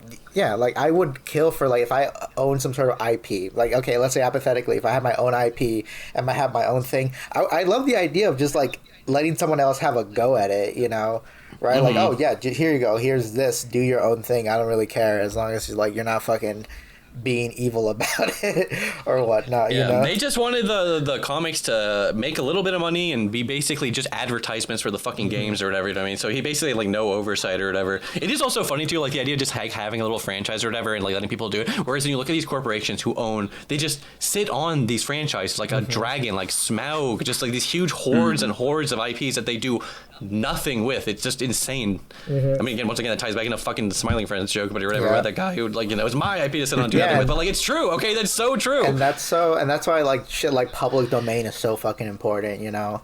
Right. Which is why it's so funny that it gets completely shit on by fucking Mickey Mouse lawyer bullshit, where it's like they keep extending and like there's some bullshit. What are some recent ones? Like the earliest version of Superman is public domain, but it's like fake shit where it's like the earliest version of Winnie the Pooh is public domain, but you can't just go like sell red shirt Disney Winnie the Pooh merch, you know what I mean? That's like a separate protected thing or whatever. Popeye I think just went in the public domain, but again, once again, Dog Betty Boop is public domain now. Yeah. All public domain means is we're gonna get some really insanely shitty like indie horror movies starring these fucking characters. I think, and also it is kind of fucking like, I mean it's dare I say sinister, how it's always it's shit that like the generation that would get it when it's public domain don't have any like kind of like attachment to. You know, do you expect Gen Alpha to be like, oh, getting jazzed about like Popeye or whatever being in the public domain? Like, who this thing used to not like, okay, we don't need to go the whole rant about the history of fucking, the licensing or whatever, but it used to not be that long after like the person died or whatever that you could like use their character. Now it's like after their death plus like 100 years or some fucking ridiculous nonsense, which is just like, I don't know. They're so afraid of anyone doing anything, which is like it's a perfect example that everyone points out. So I have to point it out. Which is like Disney built their entire empire on retelling old public domain stories or whatever, you know what I mean? Like Cinderella and all these like old fairy tales or whatever. True. So it's like now they're being like, oh, you're not allowed to tell any stories. So you're not allowed to copy us. Like if you try and fucking make a Aladdin, they'll cut your head off with one of those curved swords. You can make Aladdin. You can make him Chinese. I think he's like Chinese in the original story. Chinese Aladdin. Yeah, this is the only way to get around it is now like advanced like parodies or whatever, where you have to do some like stupid joke. Where it's like, what if it's Chinese Aladdin? There's this one Chinese movie I love called Future Cops, and that's the one where like all the characters are the Street Fighter characters, but they're like cops from the future. Yeah. And they go back in time, and they have to. I guess they have to save this one kid and by kid he's a grown adult man playing a high schooler, and he fucking and at the end he becomes Super Saiyan. Like he gets the golden hair, he becomes a Super Saiyan. Yes. And it's so funny that you can just like do that because it's like as long as you don't call it Super Saiyan, like it's technically the visual language. Everyone knows what you mean. Call it Super Saiyan in the movie. They just call it Super Saiyan. I mean, if they just call it the Street Fighters. And there was a bit of trivia in that movie. There was like because like there's not that many like female Street Fighter characters. They just made 2 different women dressed up like Chun-Li. And multiple Chun-Lis. One was like it looked like an alt outfit, and I heard I don't know if this is true, but I heard someone say that outfit inspired Juri in the later Street Fighter games. Holy shit, right? That would be amazing if that's true. I love when you see the way shit feeds back into itself like that is awesome. I also just love Russia and China and just places that have like flagrant disregard and disrespect for copyright laws is so awesome. It's so cool. Yeah, it is. They just do whatever they want. Because what are they gonna do? What is Disney gonna sue some like street vendor in fucking Russia or whatever? Like I don't think so. Yeah, who fucking cares? And I think it's beautiful. The Americans cannot comprehend Chinese cinema. It's too advanced for us. Americans and sadly Japanese people are so thoroughly mind fucked and mentally cucked by like copyright law. Like the idea of like, ooh, it would be unethical to do anything that violated copyright law. You know what I mean? Like, it's funny because it's supposed to. The whole point of it is supposed to protect the little guy from getting his shit fucked over and rocked by corporations. Like I understand the conceptual point of copyright law, but all it does is get used by big corporations to fucking grind the little guy into paste. Right? No, it's fucking bullshit. I swear to God, there was damn another thing I just forgot. It was on the tip of my fucking brain. When I'm talking, I need to have like a little paper and notepad because someone else will be talking and I've got it's like the Renegade or Paragon choice in Mass Effect where it's like I can either just interrupt them right now and say what I'm gonna say or forget what I was gonna say and then be like I swear I was gonna say something good but like I fucking forgot it because you have to like listen to someone else's talk and you have to like formulating your own thoughts. Dude, having conversation is like the hardest thing in the universe, dude. You have to like think and also talk at the same time. That's true. That's why it's and the thing is like I'm not even thinking like this when I'm having like I guess a normal well, I mean, it depends. It depends if you're with a buddy, it's fine because you at least the point is if you you're guys like shit is fine. Yeah, you guys like each other. When there's like stuff you want to bring up, it helps to have a list of like subject matters to talk about. Not that I'm always like it's just shit to keep the conversation moving. Not like every podcast episode needs a super specific theme or whatever and like subject matter, and you can't deviate from talking about it or whatever. Yeah. What we're trying to say is kids these days are too scared to torrent. Exactly. Are they too scared, or do they even know how to do it? Is the problem? I thought they were like too technologically illiterate. Both, I think. Yeah, I always read kids today. If you're on your phone, know how to use computers. Exactly. If you're on your phone, it's not that they don't even understand like file folder structure, like basic file hierarchies and stuff of like and it's not even like I blame them so much because if you grow up with your like iPhone, your little walled garden, like Apple doesn't want you to understand how your phone works. To be honest, they want you to have to like use their esoteric software to sync your stupid fucking files. You can't just plug your phone into a thing and have easy access to it. No, it all has to be like obfuscated or whatever. And you're not even allowed to, I don't even know exactly how it works. I'm not really a big Apple versus Android guy, but you're not even allowed to install certain shit on your iPhone or whatever. It has to go through the specific pre-approved app store or whatever. Yeah. It's unironically it's a fucking fat people Wally on the fucking little like moving chair like pad. Yeah, and they want the algorithm feeding them. As we've discussed, people don't even like it when they have to like think about what they want to consume anymore. The consumption must be automatic at this point, which is like just think critically about that for 5 seconds. If you're not even thinking, you're not even choosing what you consume, someone else is out there choosing it for you. And, and people are they're trained like that. I've heard about like what people asking ChatGPT what they should do, instead of like, you know, making the choice themselves. They're just so used to an algorithm making a choice. Well, there was that that great bit. I assume this was a bit. Please, I hope it wasn't a serious post where it's like, guys, like I've been using ChatGPT so much that sometimes when I have a problem, I don't even use ChatGPT. I just use ChatGPT in my head. I like ask a question and then I figure out what to do next. It's like crazy. I'm like doing it like it's psychic, invisible ChatGPT in my own mind. It's a new thing called fucking thinking. That's awesome. That's how you like trick kids. It's like a hack to the Matrix. Exactly. We put like you get like a sticker, just some fucking cheap ass sticker, and put it on a kid's like side of their head and be like, oh, now your brain is connected to ChatGPT, so whatever you think is ChatGPT, and they'll be like, oh wow, awesome, and then they're coming up with all these ideas on their own. Yeah, just selling ChatGPT stickers, being like, yeah, no, these are microchips. Here you go. That's $27, please. Okay? Yeah, that's how you trick that's how you trick a kid to start fucking using their brain. It sounds like a boomer comic almost, like they, yeah, kind of. A crummy pail of water. They should be capturing Pokemon creatures. Oh my god, no, but that's cool. That's so cool. I love the future. I love this. Everything is awesome. Everything is so cool right now. Isn't that great? Isn't that fucking beautiful? It is funny. There is like this sort of underlying like anxiety happening right now where it feels like everyone can tell that everything is getting more fucked up every single day. You know what I mean? Like in shitification and technology and but a lot more than that in politics. We don't need to get into all of everything going on in the world right now, but just like a lot of shit's fucked up right now and there's like anxiety about it. Well, like there's like boomers grew up with this like understanding that if you just pay money into Social Security and you like just get a job or whatever, you'll be fine. You'll be able to retire. Or it'll be fine. I feel like kids today don't believe that at all. True. Because why should they believe that? Like, do you have any like faith that the economy is gonna be good in 40 years from now? What I mean, I can't. It's like we're about to have like 2007 financial crash or whatever again. That's so cool. Yeah, that's really cool. And it's becoming like very apparent that the people who are in charge of everything are people who are like, yeah, I'm not gonna be alive in the next decade, so who gives a fuck? Yeah, it's boomers who are literally on their way out. They couldn't even just be like, okay, we were like the most selfish generation of all time. Maybe we can like set things up in the right direction and like sail the ship in the right direction before we go out. No, they're literally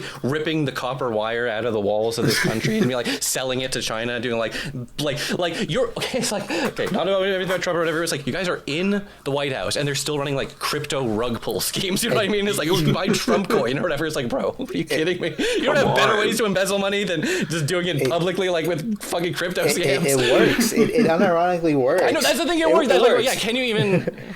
that's what I mean. It works, so of course they're gonna do it. And it's like, and then it's like, obviously I don't want them to be enriched, but then it's like, how am I supposed to even like find it in me to get riled up for the justice for people who are dumb enough to invest in Trump coin? Like, fuck them. It gets tiring. Listen, to a point. There's a lot of these coins and stuff. That's why we're unveiling Fupa Coin, the first coin that is not a scam. Yeah, because it's directly tied, and the value is directly tied to how good the podcast is. Right, exactly. So so it's very low, which means it's very cheap, actually. So you should. Yeah, but that means that's when you get in on the ground floor, and then you can help make the podcast even better, and it's like a symbiotic relationship. When the podcast gets better, and it will get better.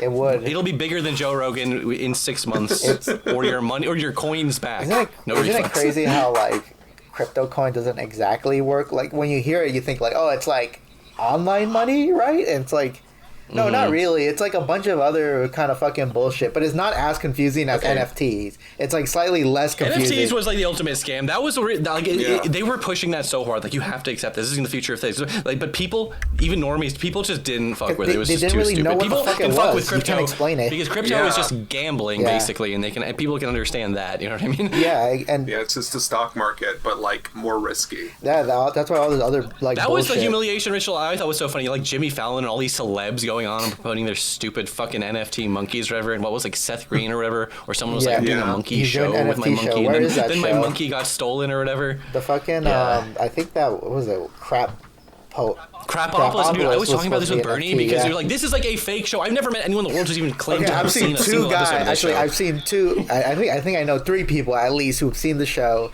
and I think I heard it's fine. It's Dan Harmon. I need to do a deep dive. I was literally thinking about doing like is there even there must be some YouTube videos of this because I'm like it was more than they were just selling NFTs. They were selling some like bullshit story like if you buy the NFTs, there's gonna be like NFT stakeholder meetings, and the NFT holders are gonna be able to vote on the direction of the show and stuff. And crazy. none of that ever happened as far as I can tell. But they were hyping it up. They were literally lying to people, getting them to invest money in this bullshit. And as far that show will always be tainted as an NFT show. They should do that with The Simpsons. It's funny too, because I like Dan Harmon, but like, fuck, I'm not Crapopolis. It literally seems like a fake show. I don't know how to explain it better than that. If you don't know about this show, first of all, you're looking. Don't even look. I was about to say look it up. Don't even bother. You're gonna forget about it in 5 seconds after this episode's over. It's like ancient Greek family sitcom. There's monsters in there. Was it? It has an already cast. I mean, actually, the list of guest stars, like, it literally is unbelievably huge. Like, it's like comically big on the page. That's why I was like, is this some kind of like money laundering scheme or something? Like, or is it just, I don't think it is. I think it's just him like being like, not to be total dick to Dan Harmon, like this is just his chance to do a show and be like lazy and make it not that good and not have like a mental breakdown about it the way he's having a breakdown about fucking Community and Rick and Morty. Okay, voice, for some reason I don't know why it has to be this big. This is the voice cast section on Crapopolis. I was just looking that up too. look at it. It's so big. Why is it so big? There's so many guest voices listed. Dude, I wonder if all these guys had like, okay, there's some people here who are normal voice actors. So John DiMaggio. But there's good voice actors in here. There's good guest stars. Like, there is a lot of like celebrities. Cast. Yeah. There's a lot of celebrity guests for sure. Here. Yeah. I think this is what I mean. Where it's just a chance to call in every guest.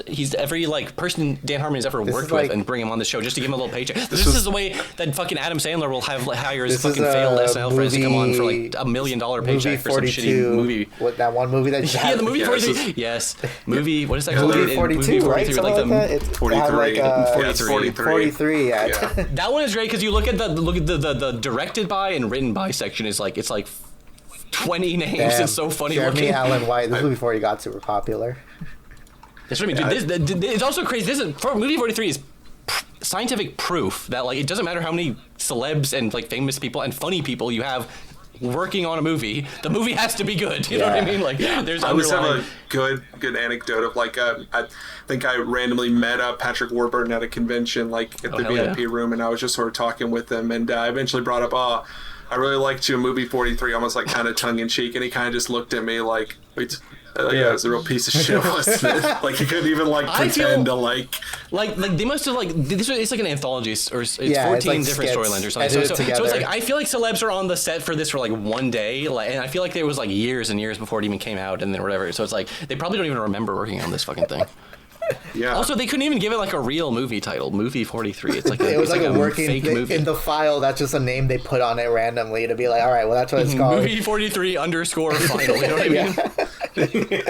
Like, that's what they called it. Imagine if you're talking that you met Patrick Warburton. Imagine like you're talking to him and you're like, oh, can you do the Joe voice real quick for me? It's so funny. It's like, I'm doing it right now. I'm doing it right. That guy is a perfect example of a guy who just has an awesome voice who can get 1 million like voice acting jobs because of it. Did you see? There was I forget the name of the magazine that does it, but they do videos where they get voice actors and they make them like read different lines and whatnot, and like. His video for that was like, because he can only do one voice, so when he's trying to do other voices, it's like, oh god, is this guy a fucking amateur? Funny. But like, the thing is, like, it's not about like, it's not that he does several voices. He's not like Tom Kenny. Tom Kenny can do several different voices. Oh, Tom Kenny's actually really talented. I mean, actually, as if that's a surprise, people know he's talented. DiMaggio, but there's guys like H. John Benjamin, Bob, and Archer. Like that guy also has one voice, but it's a voice that's high in demand. What's the name of that one guy? I forget the name of the guy who does the voice for Flapjack. That's his normal voice. Thurop Van Orman. Yeah, that's just his voice. He's not doing a voice. It's always funny when you hear that. Like a guy like Seth MacFarlane, like can do a crazy. Like he's good at Peter is a good voice and like and Stewie's voice, but like Brian is just his voice, which is very funny when you hear him in an interview and it's just he's just a cartoon dog. That's Brian. Exactly. That's just Brian. That's I mean, it makes your life easier when one of the characters you voice is just your voice, right? Yep. Yeah, I was definitely watching through some of the Venture Brothers, and you have like the commentary, and like I think it's like Jackson Public is just Billy Quistboy. That's really funny. That's a really funny voice to just have as your regular voice, to be honest. That's awesome. Yeah, I mean, it makes sense. He's a big ass nerd, so he just he just has that voice. It's great. So you tell when a character has like when a show has like self-insert nerd characters like that, or self-insert's not the word exactly, but just like when they would just have conversations that were like just the kind of conversations those guys would have in like real life. That's like the secret sauce to like Venture Pros is just two guys talking to each other about like random nerdy shit. But it is basically like a lot. Basically, all the scenes are just two guys talking. Like the fucking henchmen or whatever. Like it's just a good. They just had that chemistry, like formula down. Formula's not even whatever because it's about two guys talking. talking. But yeah, the chemistry, that's the right way. That's the way to phrase it. They knew how to write two people bouncing off each other. It's like, all right, now let's just have a show that's just two different people bouncing off each other every scene. And increasingly hilarious, weird, and ridiculous situations. Right, and what's so, exactly. And that's the really cool thing about, they could even change the status quo of that show, and it still would be the same show. Yes. Right? Because it was just guys talking, the same characters, same writers, basically. Yeah, pretty much. I think I like that. That was a great show. Like, changing the status quo. It's crazy. Shows are so rarely are like the Venture Bros, where it's like that show just kept getting better and better. The more stuff they layered on top of it, the more like lore. It's not that it was like a lore show, but like just all like because the lore would get layered on. So you do even more funnier and complex gags, like read like throwbacks, like shit from like season 1 and shit. Like, yeah, Venture Bros is just kind of goated. It is clearly made by people who are very much autistically obsessed with their own show, so it's one of those things where they kind of remember and able to call back every sort of detail. Yeah, that's very like very classic comic kind of thing. I was doing I was working on this one video where I was literally gonna read. Actually, I read a lot of it, but I was trying to read every comic where Ant-Man shows up. And like the mainline like Marvel universe, and it was over probably a lot. Yeah, I read like over 200 comics, and I'm like barely like 1/4 into it. And like Christ. like straight up, only like 5 to 8 of them were good comics, right? It is funny. Yeah, I'm not like a complete comic hater, but yeah, like so much of like the golden age or silver age, or even just up through the fucking all comics, all ages, so much of it is just shit slop. But like, true, there are some amazing comics out there. But I'll say this: there's there's a handful of Avenger comics that I read, and there's one that I really like. Because in my head I've created this a trifecta of like when you do a long continuity comic. In my head, there's like this trifecta of like, if it hits all these marks, then it's like a really good comic. It has to be like a good story on its own in that one issue. It also has to kind of reward you a little by knowing, like, if you know continuity, it rewards you a little for like knowing that continuity. And if it just, the third ethic, I think, is that if it also delivers on like, because when it's a superhero comic, you do expect like action and whatnot, you know. So you want that in there too. As I think that's what it is. I wrote it down. It's somewhere in my fucking notes. But I feel like a lot of Venture Bro episodes do that really well. Where like if you know like the continuity and you're aware of it, the show rewards you for knowing that continuity, you know. Yeah, it was good because it would have lots of thoughtful like throwbacks, things that would recontextualize old stuff, but it would always be layering new ideas and elements and things onto it. It wasn't always just like member berries and fucking throwbacks to old shit or whatever. It was like constantly trying to move forward, do new things. That was a classic example of a show where, not that I know it's hard to make a show, but like they would produce episodes glacially slowly. But like again, I'd rather them take a long time and do it right. Yeah, they're obviously passionate about it, right? I don't understand. That was the thing. Adult Swim needs to just give these guys a fucking blank check, for God's sake. Just let them do whatever they want to do. Oh, yeah. How can you, like, it's crazy. Like, even regular, not even Adult Swim, even regular Cartoon Network. Like, what was it? The fucking guy who made the Powerpuff Girls or whatever, trying to pitch stuff and was, like, getting shot down. And it was like, how are you shooting down? You already know this guy has made some insanely profitable shit for you. I'm not even talking about quality. I'm literally talking about profit from a network's perspective. It's like, and they're still being so stingy about this crap. It's, it's fucking garbage. It really seems like... Yeah. The only way to like get a show nowadays is to if you had made something a decade ago. That's like, and even then, it's not like guaranteed. But you need a foot in the door. It's when you apply to any internship job where it's like, oh, by if you want to be an intern, you just need by the way, you need 10 years of experience to be fucking hired as an intern. Whatever. It's like great. I think I got my internship at IDW through a film professor of mine who knew the editor at the time at IDW, right? So I guess that was my little nepo in, I guess.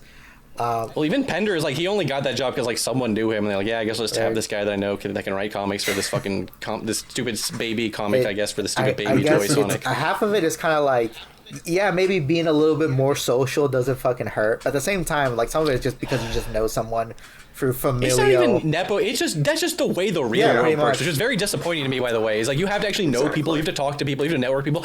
There's not just like a leaderboard of objectively who's the best person at whatever X job, making videos, making comics, making art. Like you have to get out there and like show people that you can do your shit. And it's actually people would rather you have to show that you can work with other people, because it doesn't matter if you're the best comic artist in the world. world if nobody wants to work with you? Not because you're just like a raging asshole necessarily, but just because like, you know, you have to be sociable. You have to be a guy who can exist in the real world. Being sociable, I mean, that's the biggest proof you're a normal you're a person that people get along with, you know, is being sociable, right? So it's all like connected back. I mean, hey, I mean, it would be awesome to have a fucking just leaderboard, but like, then the fuck who would organize that leaderboard? What would be their intentions? Yeah. You don't have to exactly. If there could be done objectively, which it can't. Right. Obviously, it's fucking. Especially if we're talking about art stuff, which is of course you can't do that. But like, yeah, that's why the art stuff is too. And people have it in their heads about these like, oh, these artistic communities, these like universities, just all nepo, incestuous relationship, whatever they want to call it. You know what I mean? But like, that's just like, how else is it supposed to work or whatever? Exactly. I mean, I don't know. I think the problem is that you have to give up the idea of wanting a perfect system. That's like, you're just gonna have to accept nothing's gonna be perfect. So like, you're just gonna have to always kind of like strive for perfection, but like you know, you're gonna be in a continuous state of an approximation of perfection. You know, and that was gonna fucking go into another fucking point. Oh, okay. The only way you could get a blank check in animation nowadays is if you directed 3 Hotel Transylvania movies, right? Literally. Literally, you have to have made them like hundreds of millions of dollars before they're even willing to let you take a tiny little risk or whatever. Right, exactly. And I mean, that's just Gendy Tartakovsky, because like, I mean, there's like that last, not his last cartoon, but was it the Unicorn? Was it just called the Unicorn? Oh yeah, or the it's like Unicorn Warriors Eternal Unicorn or whatever. Warriors Eternal, which like no way, like he's talked about trying to pitch that before, and he's gotten rejected so many times for it. And then when he finally got the blank check from Hotel Transylvania, he made it, and then I'm watching it and I'm like, okay, I can see why people kept rejecting it, because it really okay, sometimes I will say sometimes people will be talented or whatever, and sometimes they will have like, they will get like stuck on like ideas where I haven't seen Unicorn Warriors Eternal, so I'm not specifically talking shit about that show, but sometimes people get in their head like, oh, I have to make my growing around, they get really attached to a very specific horrible premise that they'll never let go of for some reason. I respect that to a point. Right, I do. That's what I mean. That's what I mean. I respect the soul and art of a creator, so I do respect that, honestly. But like, sometimes it's just the real world will crush your dreams, and I'm just trying to prepare you for reality over here. It's okay. It's the same type of creator are people who are like the guys who would just like do all the homework, and they were like super studious students or whatever, but they weren't super social, and they expect to like, but they think they can just apply that mentality to doing art or whatever, where it's like, if I just do all the homework, it'll be fine. Where it's like, there's a little more to it than that. No, exactly. Yeah. We're gonna listen. The main goal is, if you're got your own passion project or something, you can go either the growing around route or the Gameoverse route. The only way you can know is if you keep gambling. All right. That's true. God, yeah, he's been pitching or working on that Gameoverse shit for a million years, right? Yeah. I don't know the deep lore. Yeah, exactly. Oh god, man, that's another. Oh man, I wish I could turn invisible or go into people's minds, or just because I would kill to see like, okay, how did Gameoverse look like at every single pitch? I'm so fucking, because pitching. Right. That would be such an awesome DVD feature. At every single time we tried to pitch Gameoverse, and like you would watch it change over time. That'd be great, like learning tool, like intro scene to a movie or something. You know what I mean? Just like show all the pitches and how it changes, and in response specifically to like criticism or whatever. Because God, I can't even imagine what the first pitch would have looked like compared to whatever the final product. I mean, was. the original didn't even just have the persistence of vision, but with just the persistence of vision with Gameoverse. I mean, the original didn't even have like Kit in it, so. Like to see like what were the steps he took into realizing, okay, I need like a girl character, right? Like what led to that is what I'm so fucking curious about. Whoa, it's like this isn't a new. It's like this isn't a Newgrounds cartoon anymore. I can add a girl character. No, it's fine. It's fine. It's not too woke because she's also W Goon, so it like it balances it out. That's true. Yeah, exactly. I remember people being like, I'm not that sad Smiling Friends is over, because there were hardly any fleshed out female characters in the show. I was just like. It's like, I'm woke as hell too, okay? I love fleshed out female characters, but it's like, you were watching Smiling Friends being like, where's the fleshed out female character? It's like bro, Smiling you gotta watch YOLO Crystal It's all Phase. there. Yeah, like literally, dude, that's the problem. That's why you cannot it. give any shit to Michael Cusack. Yeah, that's funny. Yeah, they segregate all the women into one show. That's funny because I actually did crunch the numbers of how many like women were in Smiling Friends and how often they help women, and I'm like, wait a minute, hold up, like that's why I wanted. It's a boys' show. It's for the boys. That's why I wanted more seasons, because I'm like, look, if like all the women, most of the women they help are just mothers who need them to help someone else. Just one wacky woman. Just give us one silly, kooky woman who like she has like, I don't know, some fucking problem. That's what we were denied with season 4 and 5 getting canceled. Exactly. Just one wacky woman, because most of the time they had to help a different type of loser man. And I'm like, I get it. They have problems too. But the premise of Smiling Friends. But I really love the premise of Smiling Friends, because who could be more relatable of a character than a loser man? I get it. Write what you know, but like there's other types of problems, because like the idea of making someone smile could apply to anything. So I'm like, oh, this has limitless potential. That's why I was very upset with that we didn't get those last two episodes. I actually really liked that like it was, I don't know why specifically it made me laugh so much, but like it was in the Wembley episode, it was the fact that buff guy, he just killed the CEO, and that's what made him smile, was that he killed someone. The Spider-Man didn't even like have anything to do with it hardly. Oh man. But they played the smiling, like the little jingle or whatever, the little sound effect. I was like, oh, that's so beautiful. It was such a great premise for a show. It really was. You could do anything. You could do anything. You could do anything. Like straight up, like you're probably gonna see. I mean, and then you're gonna, talking about Game Overs, talking about Smiling Friends. And have you guys been seeing? I guess this could be like the last thing we talk about. But have you guys been seeing Chimptopia? I haven't looked into this deeply, but apparently this popped out and everyone is shitting on it because it looks horrible. It's to me, I'm like, I don't know if I would say, like, I don't know if I want to call myself an ironic fan, but I think it's super funny that they came out of the door swinging at Gameoverse, because to be honest, I didn't really like Gameoverse. It is funny that much, but yeah, I'm something kind of neutral on Gameoverse. I don't hate it, I don't love it. I'm just too much. I'm too dead inside to even care about it at this point or whatever. But yes, it's like I guess the idea is like they're going for the all publicity is good publicity approach. It's like, we'll shit on this thing, but it's like they didn't commit to it, right? Like they were like, oh, we're sorry, we're so sorry. Right, it's like, well, come on, you either gotta commit to being an asshole or not, right? I don't know why this slander post of just Chimptopia with the fucking Daft Cross character edited is. I love that little. Oh my god, yeah, he fits right in. The Daft Peter fucking bunny Sona. It's awesome. But I think it really is funny where like someone's like, it's funny that they're shitting on Gameoverse, which has kind of a more interesting premise than three guys like hanging out. Chimptopia is also, first of all, the name, the premise, like everything about this is like, what? This is like who? I'm trying to struggle to really imagine the person sees this. Like, I need to support this on Kickstarter right now. I need to give my money to this project. You know what I mean? Like, this is what it means. If you want to support all indie animation, you have to support Chimptopia. You have to support it. Okay, if you're a real indie animation fan, you can't. If you give them $1,000, you can become a background character in Chimptopia. And all right, I'm gonna do that, and then I'm like, okay, here's a picture of me, and then it's just like me, shaved head, swastika tattooed on my forehead. And they're gonna reply back saying like, yeah, we already got 5 background characters that look like this. You blend in too much with the crowd. You're too generic looking. We're gonna change that swastika to something else, maybe like a black sun, that just to differentiate you. Just accidentally changes something innocuous, something harmless. They accidentally changes like the SS. Like, yeah, this will be fine. Nordic ruins or something like tattooed on your arm.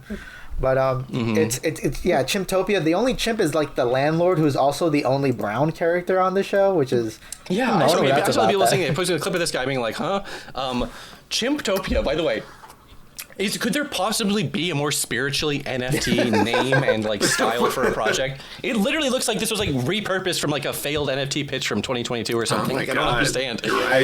Chimptopia specifically, like, what are you talking about? Also, that name is just what do you like? There's so many things wrong with this that it almost feels like it's just like bait designed to make Twitter mad or something. You know what I mean? When does the Kickstarter It definitely start? feels like something made by people who want to make Ed's World for people who watch too much Oni plays. I think that's the target demo. I think I saw someone say that line. Yeah, it's like the evil Ed's World. I also saw the first thing I ever saw from this was you just scroll down and you see like a clip of a show on your timeline, and it doesn't play with audio until you click on it. It was just 3 guys sitting on a couch. One of them like holds up their phone, and it was just like 3 guys on a couch doing nothing for 30 solid seconds. And I'm like, this is the animation we were supposed to be supporting. What are you fucking talking about? I think they could have. I think maybe they should have made themselves into monkeys, so that makes it more sense. Like that, There's ways to fix it. Anything. It's called Chimptopia. You expect there to be chimps, right? Like, what is chimp house? What is this? Do you think we're in 1980s? Do you think people care about like frat houses or whatever the fuck? Like, what are you talking about? The premise, I said that it's like three deadbeat friends. He's gonna make money to pay months.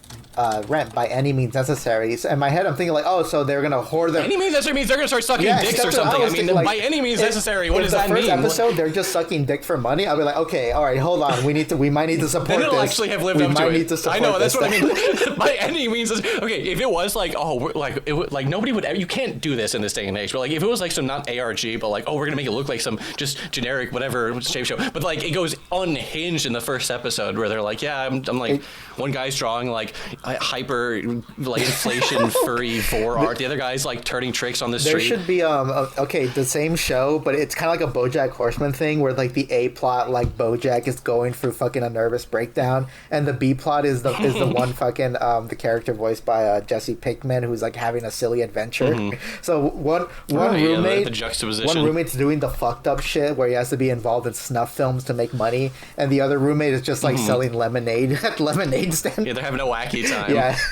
That could be fun. It's just funny. Okay, I remember the first strip ever of Control Delete, the famous webcomic, everyone knows, from 2002, was already joking about how two guys sitting on a couch is so cliche and so nothing, you know what I mean? And now we have three guys sitting on a couch fucking 24 years later, but it's animated. They added a third guy. I also love the perfect align. Like, they had to have been doing this on purpose with like... Actually, wait a minute. Oh, okay. The Chazington image is different than the one on Kickstarter. Because on Kickstarter it says created by Robert Paligaro, and this one says all their names. And I'm like, this is such a perfect like three guys who are like, bro, we're so funny, we should have a podcast. Kind of. I know this so feels like three guys who think they're so funny that like we should have a show because we're always saying funny shit. Like it's so funny because it's like so transparently that, but it's like. You have to be so funny to be those guys to actually pull that off. You know what I mean? You have to be like maybe one of the they are funny. Maybe they've been showing the bad clips. Okay, maybe they're bad at marketing. Yeah, dude, this is what I mean. It's a bait. It's a bait and switch where it's like it looks like it's just the shittiest show of all time, but it's actually good. That would be so like high concept, like make it look bad on purpose, scare off 99% of the potential audience, just so the people who stick around are like, holy shit, dude, Chimptopia is actually fucking cracked. That would be fucking. Then they'd probably get like big applause and get only 1,000. Wait, 1,000 for a background cameo. Only 2,000 for voice a character. We could get on there and ruin it from the ground floor. Just like turn in a dog shit performance. Like, hey, I kickstarted. You have to put me in the episode. I think I think it would just anything you add would just improve the show, because then they'll be like, oh, I love that background character you guys added. Oh, that was someone who paid. He's not coming back, so the episodes go back to being boring. Is a guy who's like having a meltdown. Then Muffet's not going to appear in Deltarune because she was a Kickstarter character. It's fucking. Oh yeah. To me, it's still like I was talking to Spo about this too when we watched Gameoverse, but the kind of like the changing of the definition of the word pilot. Because back in the day, a pilot would just be like, would just be. It was what you made to pitch around to people or whatever. You know what I mean? Yeah, and in majority of cases, the studio themselves would fund it. Because they have trust in it, you know, to like, oh, look, this could lead to more things. But now, like, so many of these Kickstarters... The self-funded pilot thing is, it's a kind of a fucked up, weird system, I think the word pilot is, like, a word that works perfectly with the algorithm, because a pilot is almost like a cooler episode 1, you know? Because it sounds risky. Exactly. It sounds like, oh, maybe this might not, like, get made, guys, so you better be invested in it. You know, it's very important that you're invested in it. And I think that's where the other indie series, Monkey Wrench, fucked up. They named it Episode 1, not Pilot. And I think that... no, you can't call it Episode 1. Yeah, you gotta call it Pilot.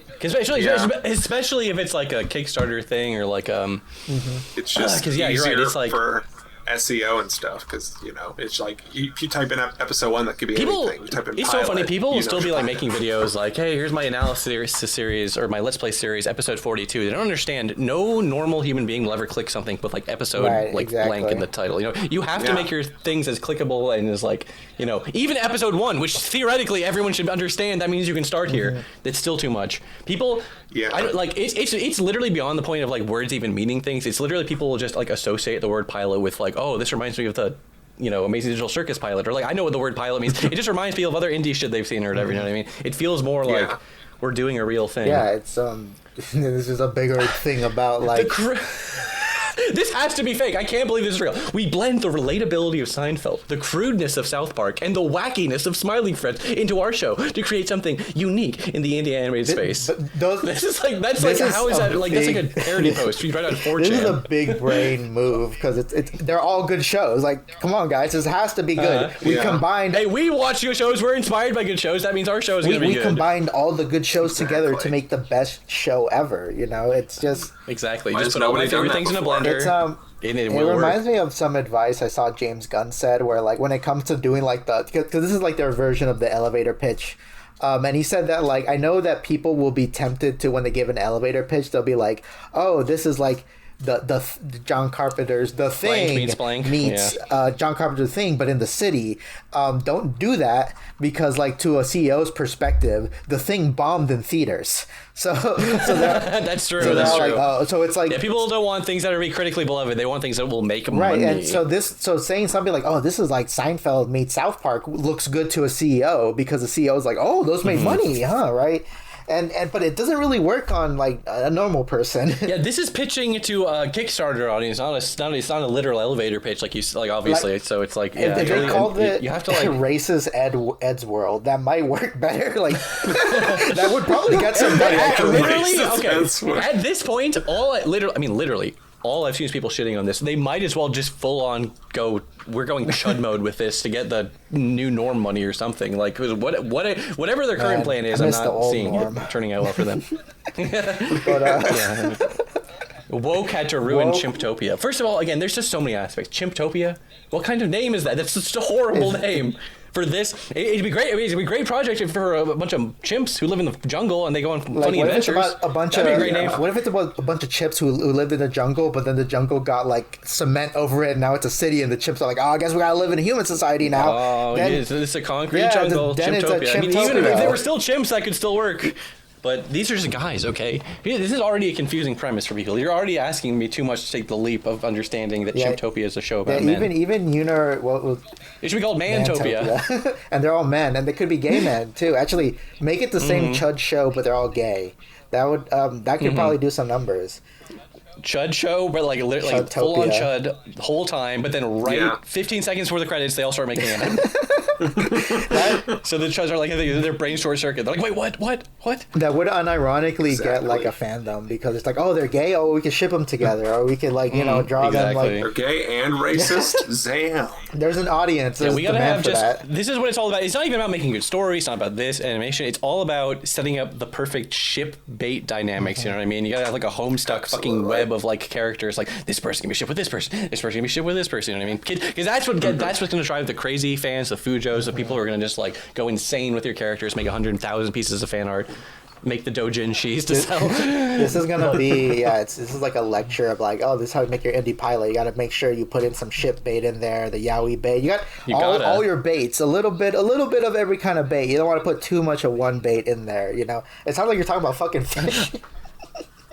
I'm looking at Chimptopia right now, and I'm like, ugh, where's the goon slop? What am I supposed to goon That's to true, here? because like if they're trying to appeal to men, where are the goon? There straight up is no girl character. Like, come on, this ain't Smiling Friends got around that because that's why Smiling Friends had to get canceled. Because I mean, I can only goon to people goon to Charlie. People were gooning to all those guys actually. Yeah, I know. That's what I mean. That's what like Charlie's girlfriend and no, but Charlie they were gooning to Charlie. I mean, that's true. The Charlie Pym shipping was real. Okay, there were shipping dynamics on that show for real. Yeah, and Alan, Yume shipper who had the ultimate W, literally the biggest W you could possibly get in the last episode of the show. You're fucking just it's perfect. Couldn't be happier for that lady. But that's a perfect example because by the way, the Smiling Friend characters are fucking colored blobs. Okay, you're basically like shapes of primary colors and shapes of Play-Doh. People will ship them together as long as the dynamics are right. Okay, and the dynamics of Charlie and Pym was very compelling. That's good. They had one for every type of person who could like you be a gay guy, a straight woman, or whatever. Even be a straight guy. There was an appeal for each one. All the Chimptopia guys look like they look like slightly different degrees of the same white guy. You know, they really do. Like where like again. I'm not even like an expert on this kind of stuff, but it's like, where is the diversity of character design here? It's not even about necessarily specific. It's not even all about the skin color. They could all be like, it's just their character designs just look like boring dudes. Okay, no one of them doesn't have like a funny hat with a propeller on it or something. Like, come on, just give me something. One of them is wearing like a Captain Tack. Even if the color design is abysmal, like just green shirt, red shirt, blue shirt, just do something to make me help you to distinguish I'll say this shit, though, bro. Like, okay, if this was like some sort of secret, like kind of like anti-patriarchy kind of woke shit, there could be a lot of commentary on the three guys looking the same as some sort of thing about like the kind of colors that are options for men's clothing could lead to like kind of depression or like them not being able to express themselves. See, I need the show to be like 2 episodes of Chimptopia, like NFT garbage crap show, and then turn into a fucking Moral World season 3 where they're just like horrifically depressed, talking about like fucking killing themselves. It's like, I'm so ashamed that I suck. Like the first episode is them turning tricks to pay rent, and the rest of the show is like, I'm so fucking ashamed. I can't believe I did that. Am I fucking gay? They should. It'd be crazy if like, and then one of them transitions like. Exactly. And then oh, that's the perfect. That would be so perfect. Like the controversy, the people defending it, the people mad at it. All Chimptopia is going to be trending every day for the next 4 years. No indie show has done that yet. Not even Digital Circus, because Digital Circus was all about someone not transitioning and that ruining them, right? So where's the show where someone does transition? And we need to see it happen. I can't get over this premise. They somehow made a premise more low stakes than fucking like Clerks. Okay, it's like 3 deadbeat friends need to make money to pay their next month's rent. Even like by any means. The only way this is good is by any means necessary means sucking dick. That is the only way the show will be good. They gotta show them sucking some dick. Like.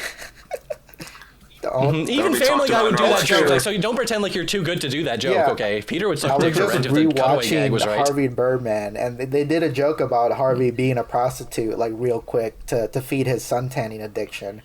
And they'll do that. Well, yeah, they'll do that with it. Like, if you can't whore out your adult sitcom, if there can't be one quick gag of them being a hooker, then like, what do you got? You know, this is why the tactical it won't happen because we know it'll be someone's self-insert, and they're like, I don't want to do that. It'll make me look gay or whatever. I mean, this is why you can't have your stupid self-inserts like this. Like, okay, do you think Peter Griffin is Seth MacFarlane's self-insert? Right. No, he's not. If anything, Brian is a self-insert, but Brian also is a fucked up loser character in a lot of ways. Brian does fucked up shit. Like, and even Charlie isn't like Zach Hato's self-insert. Like it's. Exactly. You gotta like, yeah. Charlie's a little shitty little asshole, but I mean, whatever. It's just so he's still our guy. He's our guy. Yeah, we still love him. But yeah. So I think Chimptopia crew. If you need some feedback, we got it for you. Oh yeah, just let us write the show. If you let us write it, it'll be a banger. We promise. We promise. You've already seen our writing chops on this podcast. You know people will pop off about with the prostitution, dick sucking scenes, whatever you have planned for Chimptopia. I might have to actually watch Chimptopia pilot episode now, just because I'm like, what? How? Just have what them the hell do is this going to be like? Do different, like maybe that's what the premises are. Maybe like because maybe they're not selling themselves well. Maybe like who knows what it is? Because I guess I'm trying to come at good faith with these guys, but even though I don't think they really deserve any at this point, but like who like. Maybe it's funny because I do get wanting to like not take shots to other shows to get attention, but just like I understand you got to get any eyes on your thing at all. I understand sort of that struggle. You know, that's all I'm trying to say. I feel like unironically, if they made fun of like Hazbin Hotel, they would have had more people on their side. Because Hazbin Hotel is like the easy target for all this, right? Yeah, Hazbin Hotel is like insane maximalist, insane colors, insane character designs, insanely just super detailed stuff. This is literally this show is like the exact opposite of that. But unironically, I respect them a little bit more for coming after Gameoverse because that one more people like. It's true. I you have to give them a little credit just because people seem to be loving that show, and it's like.